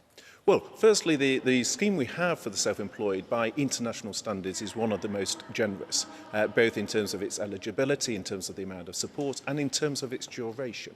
But in terms of what the population you refer to is, it's very hard to determine because, for example, whether someone is getting income from their dividend income relates to their investments or it relates to their actual earnings is very hard to determine. It's not evidence from their self-employed return. All right. So the population is not, I think, as you say, but what we have done is ensured that those who have set up businesses in 1920 have been captured in the support scheme moving forward. And of course, some of those, as I say, who are within the figures you quote, actually earn a very small amount through their self-employment, and it's not their majority income. All right, let's talk about the big major announcement that we were just talking about before we came to you, and that is that the Chancellor has said that corporation tax will jump to 25% in 2023. Now, it's currently at 19%, so that's a 6-point increase. Steve, you're the Chief Secretary to the Treasury in a Conservative government that is significantly increasing tax on businesses. Are you comfortable with that? Well, firstly, what the Chancellor set out is this will not come in until the recovery is in force, so it won't come in for 2 years. It is a tax crucially on profits, and it is right that businesses, the business community, have benefited from over £100 billion of support, so it is right that we do ask them to contribute. Now, of course, 70% of businesses have profits below £50,000, so they will be unchanged by today's announcement. They will remain at 19%, and 90% of businesses, so a further 20%, are covered by the taper arrangements for profits below £250,000. So this is about the profits of the largest firms, and it reflects the fact that business has benefited from the measures. we've put in, but it is delayed in order that the recovery can take force. Again, it allows time, therefore, for businesses to get that investment. And you heard from the Chancellor about the super deduction, the opportunity to invest in growing productivity, to invest in the future, to boost the productivity of those firms. So that is a huge opportunity for firms, alongside, obviously, from a corporation tax, asking them to contribute. We want to ask you lots of questions, and my colleagues, Laura Kuenssberg, Simon Jack and Faisal Islam are here. Chief Secretary. Laura. Chief Secretary, the documents alongside the budget today, though, also suggest that the tax take overall, as a result of that big increase, will go up to the highest percentage since the mid-1960s. Now, for Conservative voters and some of your colleagues on the Conservative benches, what do you say to them when they look at that and think, hang on a minute, we're not meant to be a high tax party? Well, the Chancellor's been honest with the public. I mean, we're still sort of mid-tier in terms of the G7, so it's actually lower than France and Germany and a number of countries. Of course, we'd like tax to be lower, but the reality is, in response to a global pandemic, we have spent £350 billion, and we think it's right and fair to level with the British public and not just to pass that on to future generations, to leave a very high level of debt, which is at risk from an inflation and interest point of view to small movements, and to ensure we prepare for a future crisis. So that's why the Chancellor has levelled with the British public. Obviously, these are difficult measures for a Chancellor to introduce, but the corporation tax is still the best in the G7, so it's the lowest rate within the G7. But of course, it is right, after £350 billion of COVID support, that we too take measures to balance the books and to make our public services more resilient. I just want to ask you, Faisal Islam here, Economics Editor, I just wanted to ask you about some of the measures in the immediate term, 3 to 4 months out. It seems like there's been lots of haggling over when they expire. If, let's hope it doesn't, but if the pandemic takes a worse turn as a variant, are you willing to look at changing those dates and re-extending? Is this not just a big bet on the vaccine working first time and everything reopening happily over summer? But I think you can see, Faisal, that the Chancellor has always been willing throughout the pandemic to do what is necessary to adapt schemes as required. But at the same time, what he's done, as he said in his statement, is go long. The roadmap sets out a path, a cautious path, as the Prime Minister has said, with the vaccine rollout, which enables us to actually move and get the economy reopen. The combination of the vaccine deployment and the test and trace programme together is important. It's also important UK-wide. It's part of the strength of us being able to act across the United Kingdom. But he set out the measures of support through to the end of September to give businesses that confidence as we reopen, because we do recognise that different businesses will be able to reopen at different speeds. Now, just before I get Simon to put a question to you, I want to talk about the freezing of the income tax thresholds, Steve. In the election, you had what you called a tax lock on the three main taxes: income tax, national insurance and VAT. And in that, Boris Johnson, the Prime Minister, that promised people they wouldn't pay more in income tax. But by freezing the income tax threshold, they'll no longer go up with inflation. So the amount of money that people pay in income tax will increase in real terms, won't it? Well, it's a really important point. What we have announced today, what the Chancellor set out, is absolutely consistent with the wording in our manifesto. It doesn't increase the income tax threshold. But people will be drawn into those higher tax brackets and end up paying more. Well, there will be a fiscal drag, we recognise that, and the Prime Minister, the Chancellor, was honest about that in his statement. But no one will lose money as a result of this. It won't come in terms of until next year. For a basic rate taxpayer, the cost of that will be around £40 next year. So it won't come in until next year as we go through the recovery. The cost will be very progressive, so those on the highest incomes will pay more. So this is a progressive response. But in terms of people's incomes, it won't be this year. And it is not about taking people's take-home pay and Rishi in terms of what they're earning now. No, it's about honesty, though, isn't it, Steve Barclay? About being absolutely clear as what's been announced in contrast to what was promised. Let's have a listen to what was promised by Boris Johnson on this.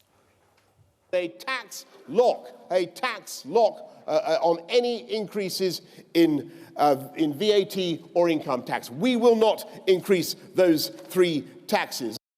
Right, you won't increase those 3 taxes, but people will start to pay more income tax, as you say, in that fiscal drag as they get drawn in to that higher rate of income tax. So the manifesto was very clear in terms of the rates of those taxes, and what the Chancellor has announced today is absolutely consistent. So what the Chancellor has said today is absolutely consistent with the wording on the manifesto.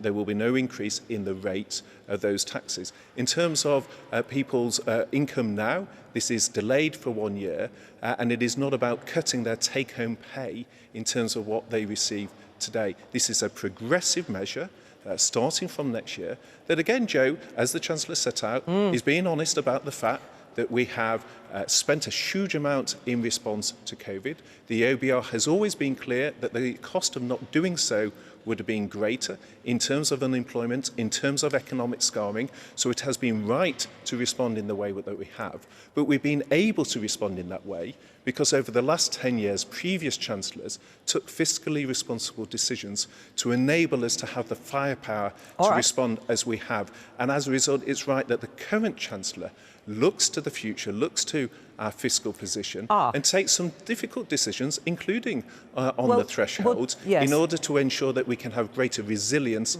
in the future should we face another Let's just briefly look to the crisis. future before I bring the others in again, Chief Secretary, because you say you're being honest about income tax. There was a signed guarantee by Boris Johnson on that pledge not to raise the headline rates of income tax, VAT or national insurance. Is that guarantee definitely staying in place until the next election in 2024? It was in your manifesto, signed by Boris Johnson.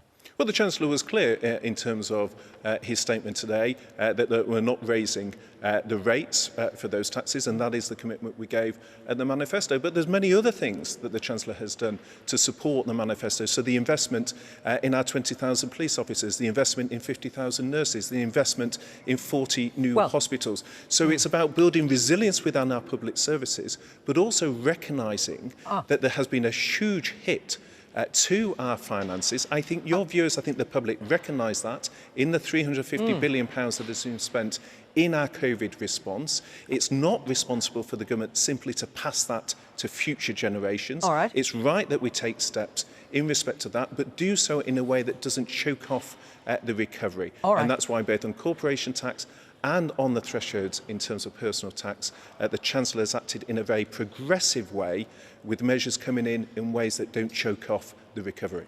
Simon Jack, our business editor, would like to ask you something. Simon. Yeah, I have to return to the corporation tax story because I'm just totting up the numbers from the OBR here. And that is an extra £50 billion in corporation taxes over the lifetime of this Parliament. Now, admittedly, there's a bit of an offset with the capital allowances, which comes to about 20 billion. So you've put £30 billion worth of tax on top of companies during the life of this Parliament. Now, we were told that the Treasury was all about jobs, jobs, jobs. And the one way you create jobs is by creating growth. And some in your own party would say that a £50 billion tax hike on business is not the way to stimulate job creation, either here domestically or attracting people from abroad. But you've got to look, Simon, in the round. So if you look at, for example, the recent comments from the chief economist at Ernst & Young, what he was saying is the key in terms of investment decisions into the UK is actually infrastructure and skills. We've got the 100 billion that we set out in the spending review of infrastructure investment. The Chancellor today spoke about the package of skills, building on our plan for jobs, things like the increase to £3,000 in the apprenticeship support, the increase in traineeships, the lifelong learning guarantee. So these are very attractive to businesses investing. But does that mean, in addition, things such as on high-skilled migration, the ability of firms to attract global talent is hugely important in terms of their investment decisions. And that builds on things such as the 14.6 billion of R&D investment, research and development investment, in terms of being that high-tech, innovative, forward-looking economy. So there's a package of measures that are very attractive. And, of course, corporation tax is still going to be the lowest rate within the G7. Very, very quickly, it's just that, are you saying that 10 years' worth of George Osborne and his successors' attempts to bring the UK to a low-tax jurisdiction was actually a waste of time because people care about other things much more? No, I think, firstly, in terms of some of the numbers there, you saw between, say, 2006 and and 2010 quite a fall in terms of businesses because there was contraction, therefore the profits came down. So some of this is cyclical. It then obviously went up from 2010 to 2018. So some of that is cyclical. Of course, as a Conservative, my preference is always to have lower taxes, but we've got to recognise the reality of the fiscal situation as a result of the pandemic, level with the British public, and the Chancellor's been very honest about that in his statement today, but we will still have the most competitive rate in the G7 on corporation tax. It is a tax on profits, and the 70% of businesses that earn below £50,000, they will be excluded, and 90% of businesses where the profits are up to £250,000 will be subject to a taper. So this is targeted. Yes. It doesn't choke off the recovery. It's delayed for 2 years, but it also respects the fact that businesses themselves have received very significant support as part of our COVID response. And it is right, therefore, in 2 years' time, that is reflected in their contributions. Chief Secretary to the Treasury, Steve Barclay, thank you very much for joining us there to talk about the budget. Laura, what did you make of what Steve had to say, particularly in relation to some of the big headline announcements? Well, I think particularly on the income tax freeze, I mean, yes, it is true to say that that is not going to change the overall rates that people see in their pay packet, that people see in their payslip. However, freezing income tax thresholds will mean that millions of people will be paying more tax in the next few years than they otherwise would have done because of the decisions that the Chancellor has taken today. Now, you can use the technical term and call it fiscal drag or bracket creep, I think they call it in the United States. But basically, it is a way of the government taking more money out of people's pay packets. Now, you can absolutely, as Steve Barclay just did there, make the political argument that basically people are going to have to pay. We're going to have to, as a country, start paying for the cost of the COVID pandemic. But it is not the case that it's just businesses who are going to feel this. Taxpayers are going to feel this too, and in quite a big way. Huge amounts of money here. Yeah, it's quite interesting. I think in years gone by, at this moment, you would have expected a Conservative Chancellor to reach for VAT and put VAT up. It's a more traditional... That's what would have happened, but they are literally being constrained by that signed manifesto promise that was made, and they could have, I think, made an argument, and this is the response I'd anticipate. As Ken Clarke, a former Chancellor, said, what, to break that manifesto? Well, I mean, they could have decided politically to make the argument, well, listen, we've had a World War-like hit to the economy, everyone knows it, everyone's lived through it.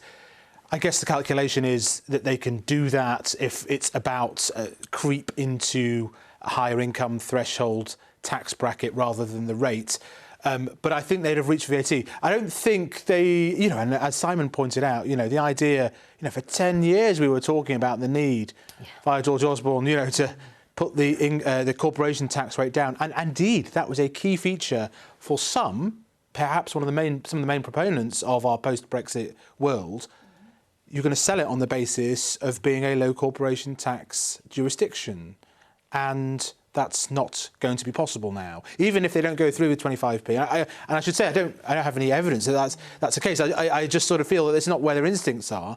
They cannot go to the sorts of companies that want stability on that and say the rate's going to be anything other than 25 pence. Quite deep in some of the documents here is although Rishi Sunak very much made a sort of political address at the end, even quoting Tennyson, I think from Ulysses. I think it was someone else has cleverly pointed that out to me in a text message. I'm not claiming that kind of literary familiarity with it myself.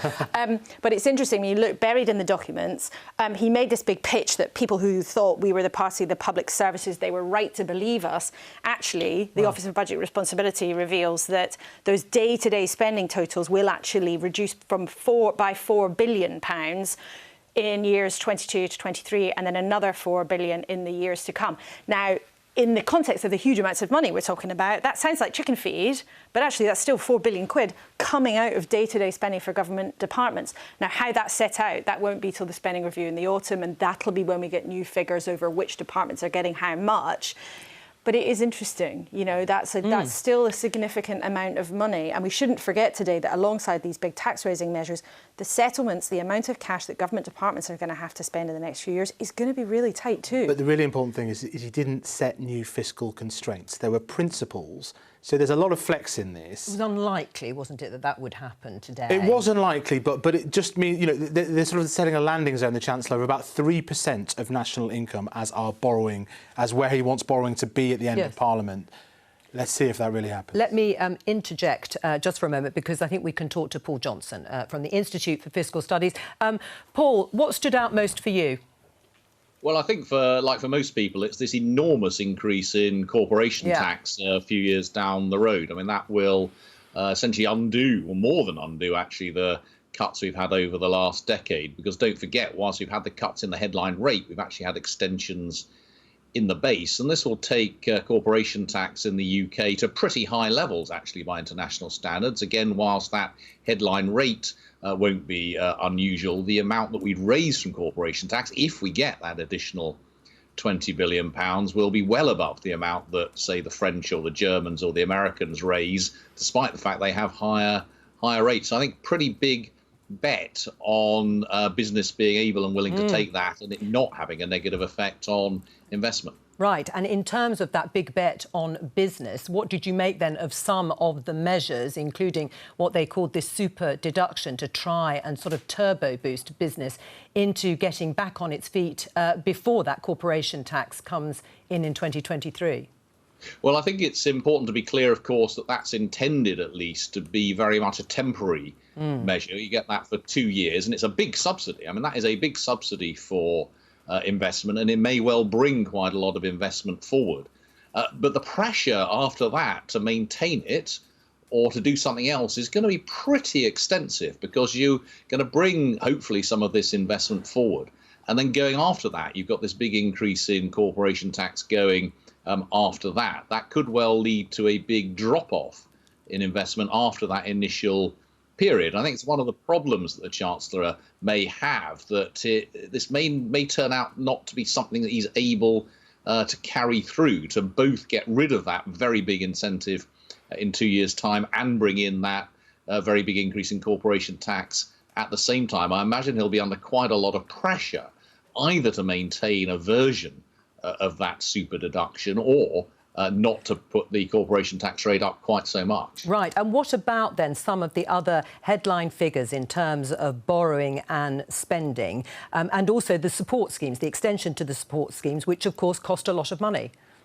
Well, I think the extension to the support schemes has been very much on the generous side, I think, of what might have been expected. I mean, most of them are being taken through for a few more months and then phased out gradually, some of them not phased out until the end of the year. So that's an extra 60 billion and more on top of the 280 billion we spent last year. Given that we're hoping that all of the restrictions will be gone largely by the end of June, these look pretty generous over this period. The one thing that looks more difficult in all of that is that the increase in universal credit is the only thing, I think, or one of the only things, which is going to be not phased out gradually, but drop off a cliff edge in 6 months' time. And it's rather surprising in a way that the Chancellor takes the view that the poorest families can take a £20 a week hit immediately, whereas all of the other schemes have to be withdrawn gradually. Yes, or tapered off. Laura is here in the studio, Laura Kuenssberg. Well, of course, this afternoon, you know, most of the attention will be on that really big changes to taxes and also the continued big giveaways.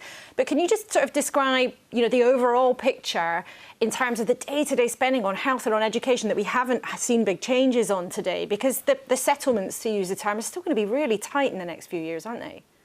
Yeah, we didn't hear much at all about spending today. In some ways, that was quite disappointing on two fronts. I mean, first, there is still a big reserve to spend this year that he announced in the autumn. So there's quite a lot of money to allocate over the period of 2021, which goes beyond what we heard today. So again, support for health and possibly local authorities and possibly education. But the other thing that I think is continually lost, I think, in a lot of this discussion is that back in the autumn, he effectively cut 10 billion and more from spending plans for next year from 2022 and beyond. And he hasn't really said anything about that. And it's worth saying, all of his fiscal numbers depend on things that are supposed to happen in the future.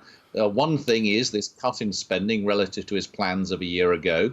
And the other thing is this big increase in tax, but all for the future. So he's doing all the nice stuff now. He's being very supportive of the economy now. And he's promising to be nasty, but he's not promising to be nasty for quite some time yet. Right. Well, isn't that always the way with the chancellors, but particularly Rishi Sunak? I've also got Faisal Islam and Simon Jack here, Paul.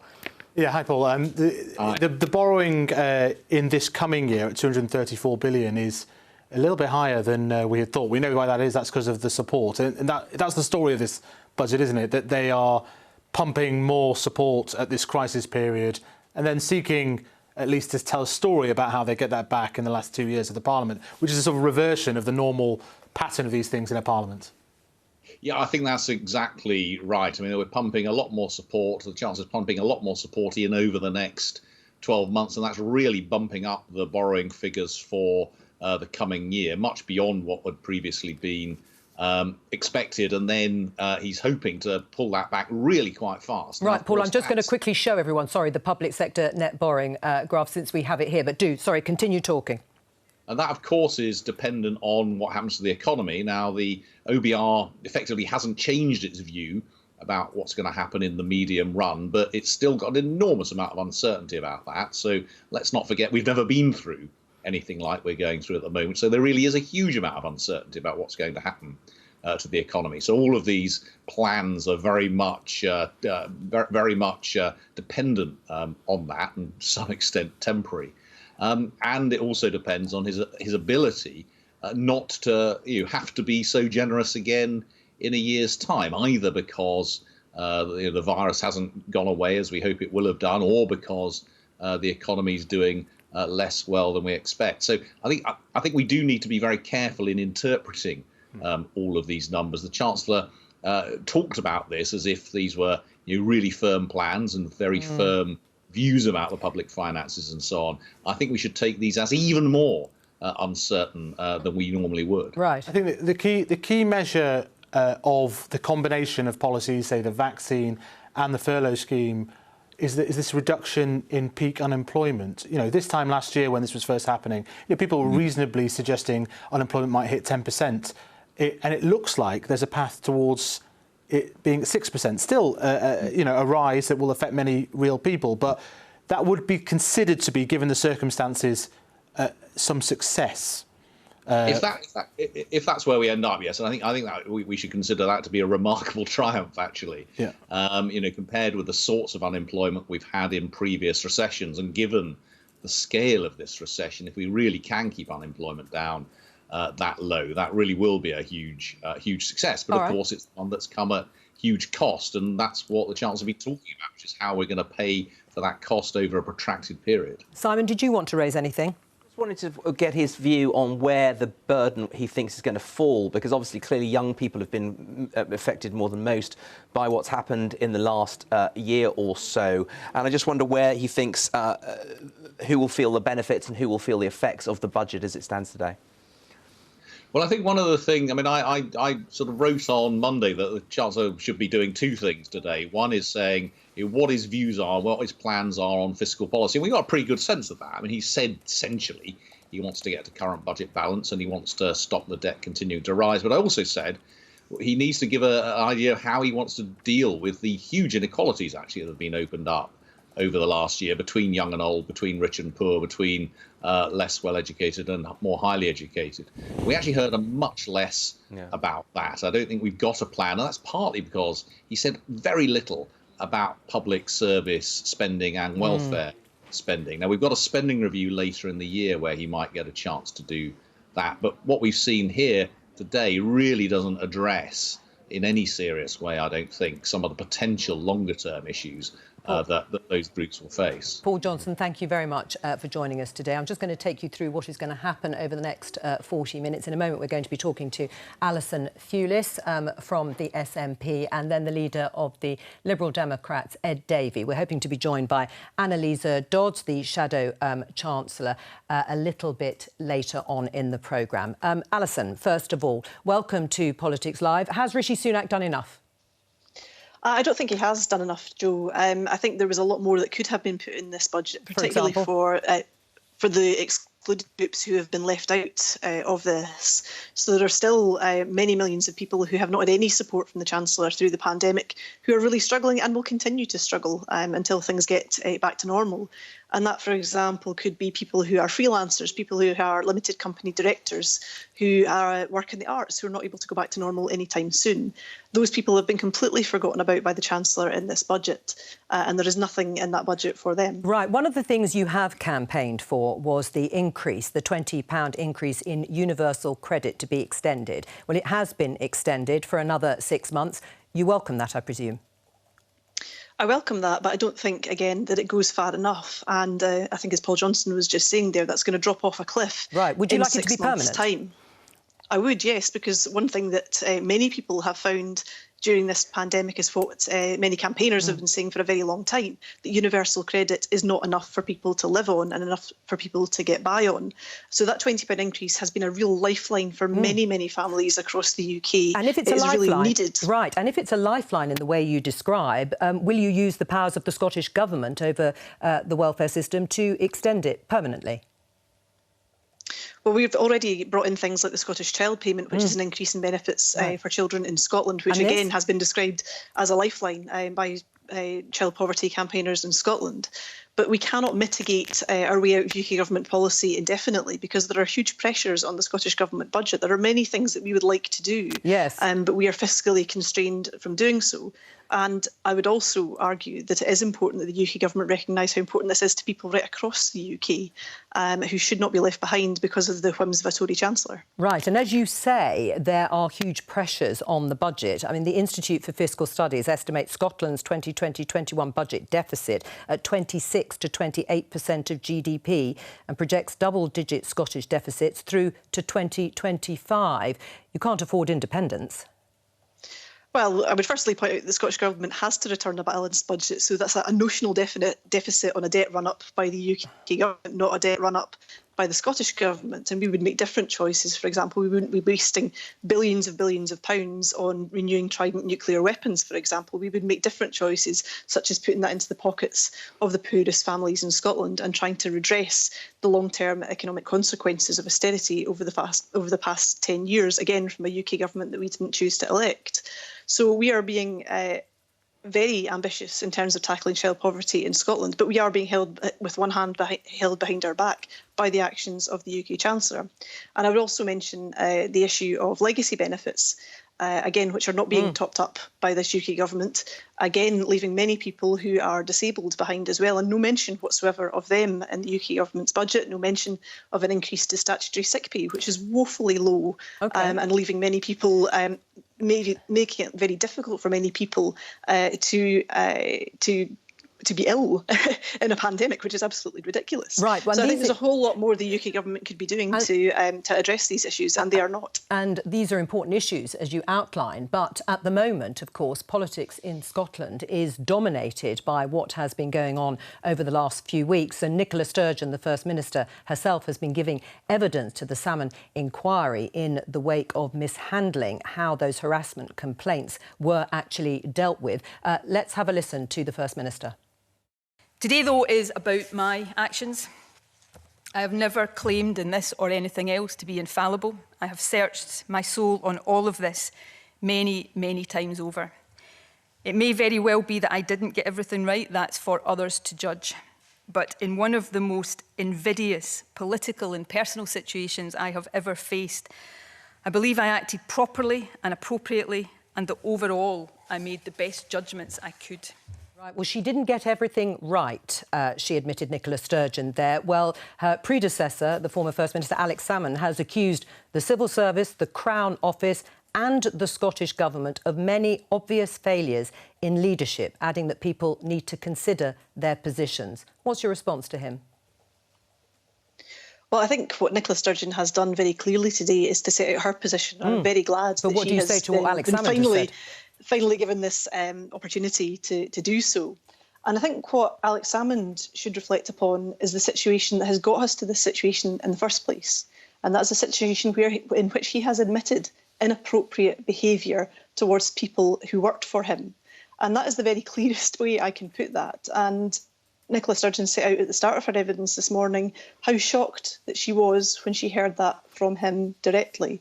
So I think there needs to be a whole lot of reflection from Alex Salmond on his role in this. Nobody in the SNP wants to be in this position. Nobody in the Scottish Government wants to be in this position. But we are where we are, and I think Nicola has done the very best that she can to try and put things right and to move forward in a way that allows complainants who have experienced sexual harassment in the workplace to come forward with confidence that their complaints will be treated properly and to put things right which have not been right before. Right. I mean, it has been quite something to see the two of them. And they were once such close political allies. Nicola Sturgeon often described as Alex Salmond's protégé. It hasn't been very edifying. What do you think people in Scotland have made of it? Do you think it's damaging your chances of calling for a second referendum in independence? Well, the calls for independence, of course, have been on the rise for many, many months now. We've had many consecutive polls saying that there's been a majority in favour of independence. But what do you think people make of what's gone on? High in the polls. But what do you think people have made of what's going on at the moment with Alex Salmond and Nicola Sturgeon?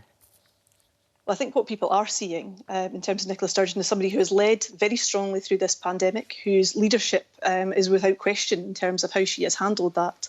And I think people are now looking forward to the election that's coming up in Scotland in May, and people will have their chance to put their votes in that election. And the signs so far are that people do have confidence in the Scottish Government, that they are supporting the SNP in extraordinary numbers. And I very much look forward to campaigning in that election if we get the chance to do so.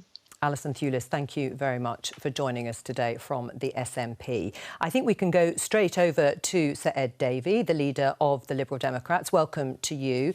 Ed Davey, what's your reaction to Rishi Sunak's budget? Well, I think there'll be millions of people out there and tens of thousands of businesses and self-employed who will be very, very disappointed. Liberal Democrats have been particularly calling on more help for small businesses, micro businesses and the self-employed. And there was just nowhere near enough. And my worry is, as we try to get our economy to recover, to keep those jobs and get more jobs, to tackle the unemployment problem, it's the small business sector that traditionally have delivered that.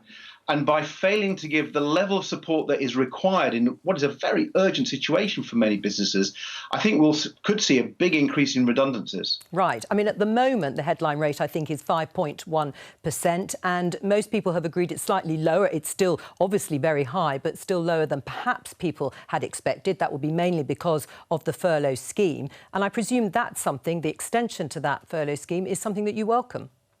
Yeah, Liberal Democrats called for an extension to the furlough scheme. Indeed, towards the end of the year, I think we'll take October, and I think that is a good sign, and we've always supported that. But the reality is, the furlough scheme deals with staff costs.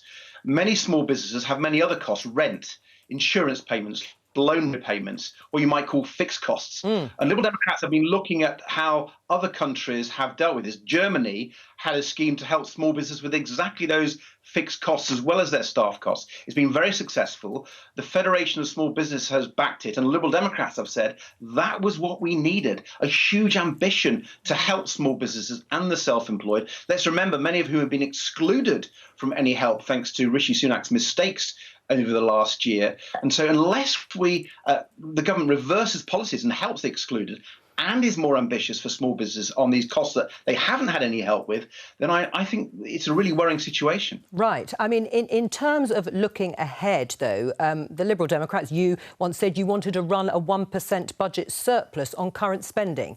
Do you still believe that? Well, no, that was before the pandemic, to be fair. I think every single party has changed its budget rules since the pandemic. What we do think, however, is that the way out of this, awful situation, when we've had a once in 300 years economic recession, the worst health crisis for 100 years, we've got to grow our way out. And not only do we need to back small businesses for that growth, we need to back the future green industries. I've been calling for a £150 billion green economic recovery programme over the next 3 years, a level of ambition to both get our economy going in all parts of the country, all regions, but also to tackle climate change. And I'm afraid the level of the ambition from the Chancellor on the green sector was pitiful, when it's a dramatic change we need to see. So Liberal Democrats are calling for a growth based on small business, the self-employed and the green industries of the future. Right. Ed Davey, do you agree with the increase in corporation tax in 2023 to 25 pence? Yes. Right. We have said that those companies have done pretty well, actually, because some have done okay. Some have benefited from this actual situation. Well, would you like a windfall tax? A windfall tax on those that have done well? Well, we actually wouldn't be against that. But you've asked me a question on the corporation tax. That's the government policy. Sure. We'd be willing to support that, but on one condition, Jo. Oh. And that is that revenue, some of it at least, is used to back those small businesses that I've been talking about.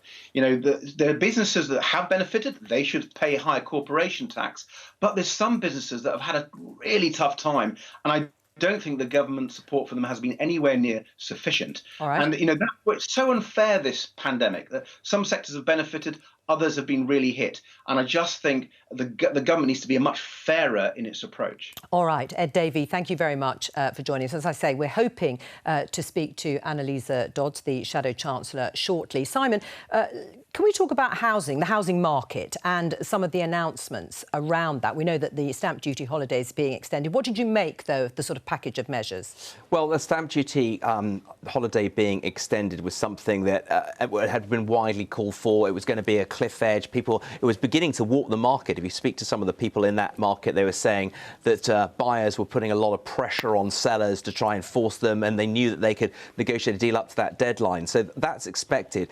There is some misgivings about this guarantee, the government guarantee to lenders to extend 95% mortgages, because we know the stamp duty land tax will come to an end at some point, although there are calls to sort of make some of those moves permanent. But what people worry about is that this means the government is pumping extra money to stimulate demand. If you get people taking out 95% mortgages, you don't need much of a change in house prices when some of these measures come to an end for those borrowers to be left in negative equity. So I think a lot of people are saying, again, what the government has done is stimulate demand without the appropriate stimulation of supply. Now, house builders have been building more, but I think people will say that this is propelling a market which is actually working against some of the people who are trying to get on the housing market and could find themselves in negative equity if we get a house price correction down the line. Right, I want to talk about the big announcement with all of you on free ports and explain a little bit about what free ports actually are and why the government is so excited about it, and also the claim that actually it's only been possible because we have left the European Union and the single market and the customs union. But just before that, on a political point, Laura, because during the conversations that we've been having, there has been talk about Rishi Sunak wanting to increase taxes so that he could cut taxes before the next election. What do you make of that? We don't know, do we? Because he's brought in this big corporation tax rise that's going to happen in 2023. Is he really saying today, well, he's not telling us, would he bring that in 2023 and then cut it a year later in a budget in 2024? Now, despite, public protestations, it certainly is the case, and I've, been told in conversations by people that, there has been quite a clear political desire to think, well, you do the hard work now, deliver the pain now, so that in 2024 you can have a budget where there is a tax-cutting budget before you go to the country in a general election. But as we've been discussing, actually, today's budget paints a slightly different picture of that. It's sort of you get all the gives now, and then you start getting the takes a bit later. I mean, as Faisal was suggesting, it's slightly different to what you'd expect in terms of the normal sort of trajectory of that.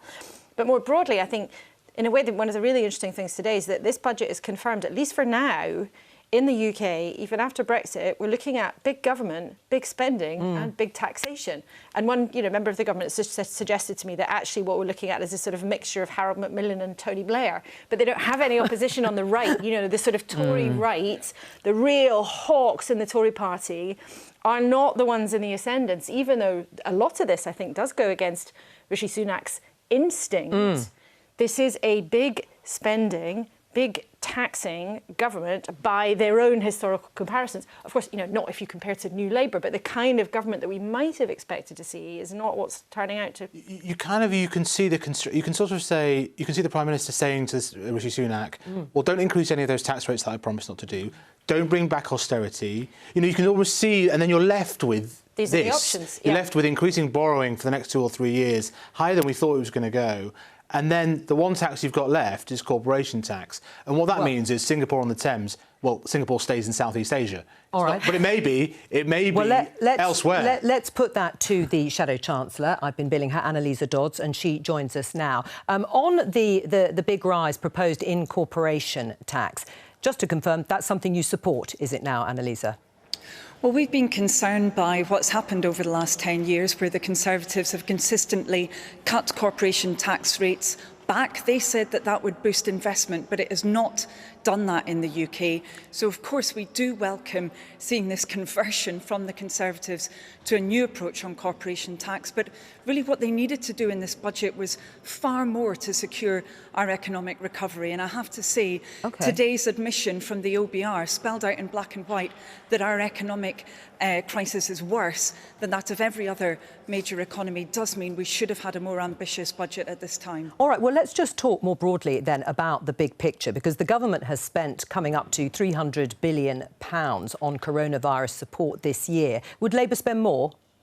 Well, we would have spent far, far smarter than what the Conservative government has done. But not more? Not in principle, because I'm always concerned about whether that spending is going in the right direction. We've seen £22 billion under this government going into a test and trace system that didn't work for months. Yet again, we see, for example, the business rates holiday extended, but that not being targeted as it has been in Labour-run Wales. So it really is a big question now for the government about why they haven't been focusing spending in the right direction. I have to say a really big question for them going forward is why they haven't backed our key worker heroes, our NHS and our social care in this budget. Looking into subsequent years, actually the funding for our NHS is going to be going down. I find that extraordinary given the period that our country has been going through. Right, but you do support the extension to the furlough scheme, the main support scheme, to the end of September.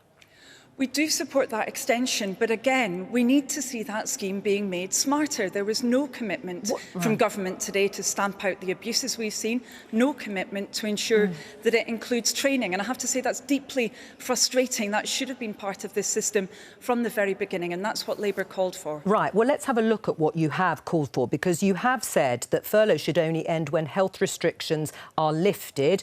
Well, let's assume that is June the 21st as the earliest date. And when demand picks up again, what does that mean? Well, that means that for core elements of the UK's economy, for example, our aerospace industry, which is so important, not just in terms of direct employment, but also the supply chain, that for sectors like that will be fundamental to the UK's recovery, that it's really important the government is driven actually by data and not dates. They haven't been willing to get their hands dirty. They haven't been willing to engage with industry throughout this crisis. They need to for the future. So you could increase that furlough scheme if you were devising that policy until such time as a level of demand has returned? Well, as I said, I think we need to see a much smarter furlough scheme. We've called for that for many months. But yes, we wouldn't be saying right now that we would definitely be switching it off without knowing that actually we would be seeing that demand returning for some of our absolutely fundamental industries, which have been so much under pressure during this crisis. All right, you've been calling for that £20 increase in universal credit payments every week to be extended. It is being extended. Would you like that to be permanent? Well, what we want in the long term is for that failing system of universal credit to be fixed. We want to see that uplift maintained until then. We want to see other changes as well. It's totally unacceptable that people have to wait for 5 weeks, for example, before they get the support that they need. But, you know, the long-term goal for government, as I said, really must be to fix that failed system, to actually scrap universal credit, have decent social security for people who need it, particularly the self-employed, I would say, who've been missed out of it so much during this crisis. I mean, people may wonder whether this, or even in the next year or so, is a good time to completely scrap one system of welfare and devise a new one. How much more generous would you want to be with your welfare system? Well, look, we've got to fix the problems with it. In Right. fact, we're seeing a And how much situation would that where cost? so many different groups are missed out. I don't think it's a question about actually the overall envelope. It's whether it's enabling people to, above all, make sure that they can increase their incomes and be in a better position for the future. You know, when the government says that it will be maintaining that uplift until September, for example, we know that the big rise in unemployment is likely to be coming through then. And I suspect that they will see at that stage a huge amount of pressure then to actually be maintaining support into the future. That's why they've got to grapple with these issues much more fundamentally. You know, from this Chancellor so far, we've always seen a stop-start, last-minute approach. They need to look at these questions much more fundamentally. Annalisa, I'm joined here in the studio by Laura Kuenssberg and Faisal Islam, and also Simon Jack, just to let you know, because they'll put some questions to you. Laura. Do you accept overall, Annalisa, that the Chancellor is right to start setting out plans for dealing with the amount of money that's been spent and borrowed? Because, of course, we are very vulnerable to any, even tiny increases in interest rates by the Bank of England. Well, I've never made any secret of the fact that we do need to be prepared for potential changes in the cost of borrowing. I do think that's very important. But again, I was frustrated that we didn't see from the Chancellor this time a recognition of the fact that not only have we seen enormous waste and mismanagement during this crisis, but we've seen very poor targeting of many measures as well. And ultimately, that is very important because it's added to the overall bill for our country of this crisis. And of course, again, the OBR directly today tied the economic impact during this crisis for the UK to poor management of public health. And really, that's an economic issue as well as a health issue, and it's not something that the Chancellor faced up to today. Simon, I'll come to you in just a moment. Faisal, very briefly. Annalise Dodds, Faisal Islam here. So in the coming year, the Chancellor has announced borrowing higher than expected because of the extra support, £234 billion. Does the Labour Party think that that's just about right, too high or too little?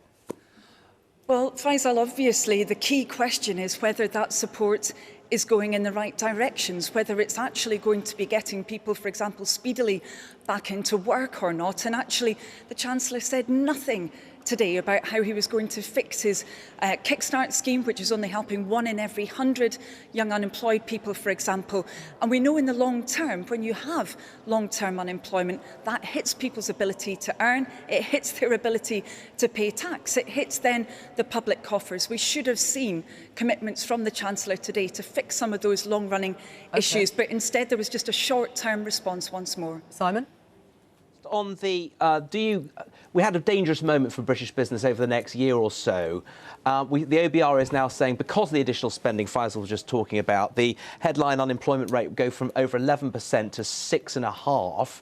So do you think they've got that right? And also, there's a corporation tax rise down the line. Could you explain where the Labour Party is on its corporation tax stance? Because earlier this week you were sort of lobbying against the corporation tax rise. Just wonder what your policy is. So, Simon, on the latter, we were very, very clear that now is not the time for government to be imposing tax rises on businesses and individuals. Well, I'm afraid that, unfortunately, if you're a council taxpayer, which the vast majority of people in this country are, then you will be seeing a tax rise, a very substantial one, up to 5%, one that many families will really struggle with, one that will pull demand out of our high street shops, one that will be causing a lot of concern to families up and down the country. The Chancellor said nothing against that rise that he's imposing on families right now. He's keeping it in there. And really, it's the worst thing to be doing right now. It's an economically illiterate approach when we need to be building up that confidence in our economy. Annalisa, can I ask you about Labour's longer-term plans? Because Keir Starmer was running to be Labour leader, well, a year ago, and he had 10 key pledges. That was his campaign platform, and it included a radical economic policy. It was similar, actually, to the economic platform pursued by Jeremy Corbyn, and we had your predecessor on earlier in the programme, John McDonnell, when they were running the Labour Party. Is Keir Starmer still committed to actually putting in place those 10 pledges? Well, absolutely. And in fact, you may have heard Keir's speech earlier where he set out what's needed now is a recognition of the fact that over the last 10 years we've had an economy that simply hasn't worked for huge numbers of people. The foundations of our economy have been weakened over and over again. You know, we entered this crisis with a quarter of UK families not even having £100 in the bank. Yes. And Keir is absolutely determined to tackle those questions. But if he is committed, to those questions and the similar economic platform that was outlined in those 10 key pledges, you've said that Labour has changed and that Labour is under new leadership. Well, then what's changed if he's still running on that very similar economic platform? Well, we're talking about a new partnership between Labour and business. And I have to say, when I talk to businesses up and down the country, they're very concerned about what's been happening during this crisis and before it as well. They're concerned about the fact that we've seen 600,000 more kids pushed into poverty over the last 10 years. They want to do something about it. They want to be supporting communities and building back much more strongly and securely, and indeed in a more green way into the future too. So I don't think that this is about pitting, for example, Labour's new partnership with business against having a transformative agenda. They're absolutely the same thing.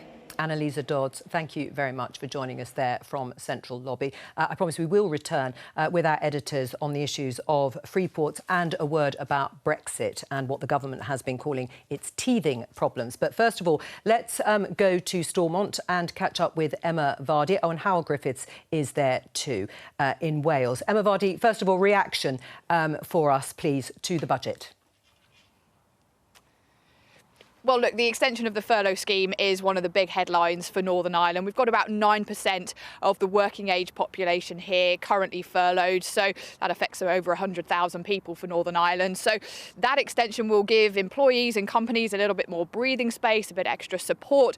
But the question still remains here for lots of people. How many of those jobs will really be sustainable when that furlough money comes to an end? But for now, the day of reckoning kind of just pushed back a bit further. Something else having an effect here is that stamp duty holiday being extended. We saw a real spike in house sales towards the end of last year, driven by that stamp duty holiday. Also because lots of people spending time at home, really thinking, is this the place we want to live in? Partly also contributing to an increase in sales, expecting that to now continue here in Northern Ireland. Just one more figure to leave you with. Rishi Sunak told the Northern Ireland Executive today, well, you'll be getting an increase of 410 million in the block grant that Northern Ireland gets. That's money for the devolved government to spend here, worked out by something called the Barnett formula. Initial estimates here are that it's mostly COVID funding and actually will only amount to a small increase in day-to-day funding, but we'll get the Northern Ireland Finance Minister giving his verdict on that a bit later on. Emma, thank you very much. And now Howell Griffith outside the Senate in Cardiff. Howell. Yeah, well, ministers here still going through the spreadsheet, so no official reaction from the Welsh Labour government yet. The big announcements, well, as in Northern Ireland, furlough, I suppose, is the headline. 12% of the workforce in Wales on furlough at the last estimate. Also for the tourism industry in Wales, a key part of the economy. Good news in terms of VAT cut being kept, but business rates. Now, that's a decision the Welsh Government has to make. We were told just yesterday their decision would depend on the Chancellor. And because the business rates holiday has been extended in England, plenty of businesses here hoping that the Welsh Labour Government will follow suit. They've done things differently over the last 12 months. Another decision they'll have to make is what about the housing market? We heard in Northern Ireland something of a boom. That's definitely been seen here in Wales. But we don't do stamp duty. We have a land transaction tax that the Welsh Government controls. At the moment, the reduction ends at the end of March. Will the Welsh Government come under pressure to roll it on? They've been told they'll have an extra £740 million to spend next year. Their key spending, their normal spending, remaining pretty much the same. So the extra money focus largely on COVID, but they won't have as much money to spend on COVID in the coming year as they have for the last 12 months. Howell Griffiths there in Cardiff and Emma Vardy at Stormont. Thank you both very much. And actually picking up on some of what they said, the coronavirus pandemic itself and the vaccine, we haven't actually talked about it. And obviously, again, it is to some extent an unknown quantity. But there will be hopes, no doubt, in government that the pace of the vaccination will to some extent give them a bit of manoeuvrability when it comes to those no earlier than. Not saying that they will go earlier than, but that they will be able to reach those dates. Yes, and I think the government, is very unlikely actually to move faster than the plan they've set out. And the plan they've set out gives these 5-week pauses between each stage. I understand that was see how that was going, and I think that was insisted upon by Chris Whitty. And Downing Street is in no mood actually to start kind of picking a fight with the government medics at the moment to say, oh, could we go faster? I think in the context of today, though, it's really important to remember all of these numbers, all of these projections, is basically all based on that going according to plan. Now, were it to start actually drifting away from that plan, heaven forbid there's a new variant or something else that changes the progress of the pandemic. They're still trying to trace that one person. Yeah, then all of these numbers, you know, suddenly look very, very different indeed. And we should also remember these numbers are also based on, you know, the government relying on all of that debt that they've taken on. The Bank of England has bought huge amounts of it. Tiny, tiny rock bottom interest rates, but any tiny change, I mean, more your department than mine, but any tiny change would again render these numbers completely sort of out of whack. And we know the Chancellor's very worried about that, which is one of the reasons why he wanted to crack on taking as well as giving at this budget. Right, Simon, can I ask you about free ports and how important they actually are? Because the Chancellor made such a big thing of that announcement towards the end of his statement, and the fact that it's only been possible, which is highly questionable, as a result of leaving the EU. There are 80 free ports around the European Union, so it's not true that you can't have a free port inside the EU. However, the rules around that you can be a little bit more generous. Generally, what they are is for the purposes of tax. They're outside the UK. They have their own little zone. You can lower taxes in there, create incentives. The idea is you can get people to, for example, assemble goods that, in a way, don't even touch down in the UK, so it can go off and it can enhance trade. It can also warp. You can move economic activity from one part of the country to the other. The other thing is we can't do exactly whatever we like. Remember, in our trade agreement with the EU, they said if you start pumping money into some things where we think competition is being warped and you're undercutting, we reserve the right to tariffs. So that is not going to be the end of discussions with the EU around the issue of free ports and indeed the level playing field we heard so much about it.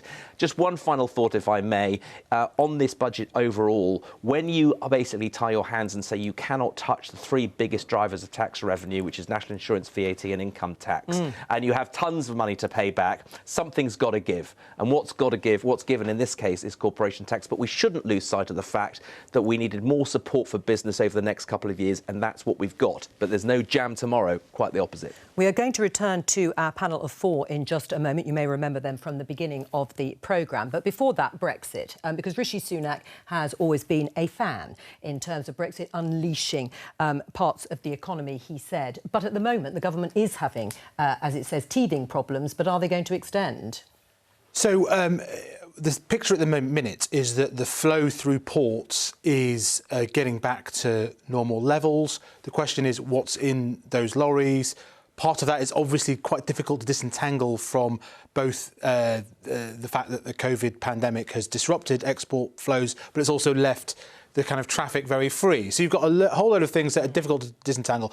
There is an analysis from the OBR that showed traffic levels around 10 to 15% lower, that there is a sort of 0.5% hit on GDP in the first quarter of this year, which in the context of a 10% fall because of coronavirus, for example, is relatively modest.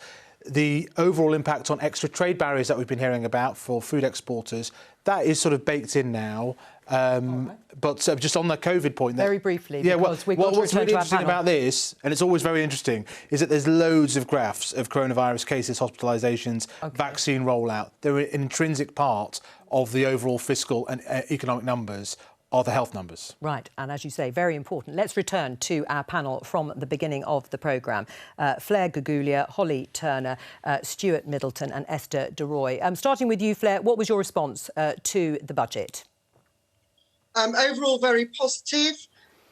Very glad to hear the confirmation of the Restart grant, but disappointed it's not bigger because, I'll be honest, it's still, even with all the grants given since November, it only equates to 3,500 a month, and our fixed costs are 12,500. So we've been hemorrhaging money since November. All right. And that's not good for restarting. Furlough, business rates, holiday and VAT discounts. Really great they've all been extended. OK. But really worry that they're going to stop or be tapered off just as winter hits.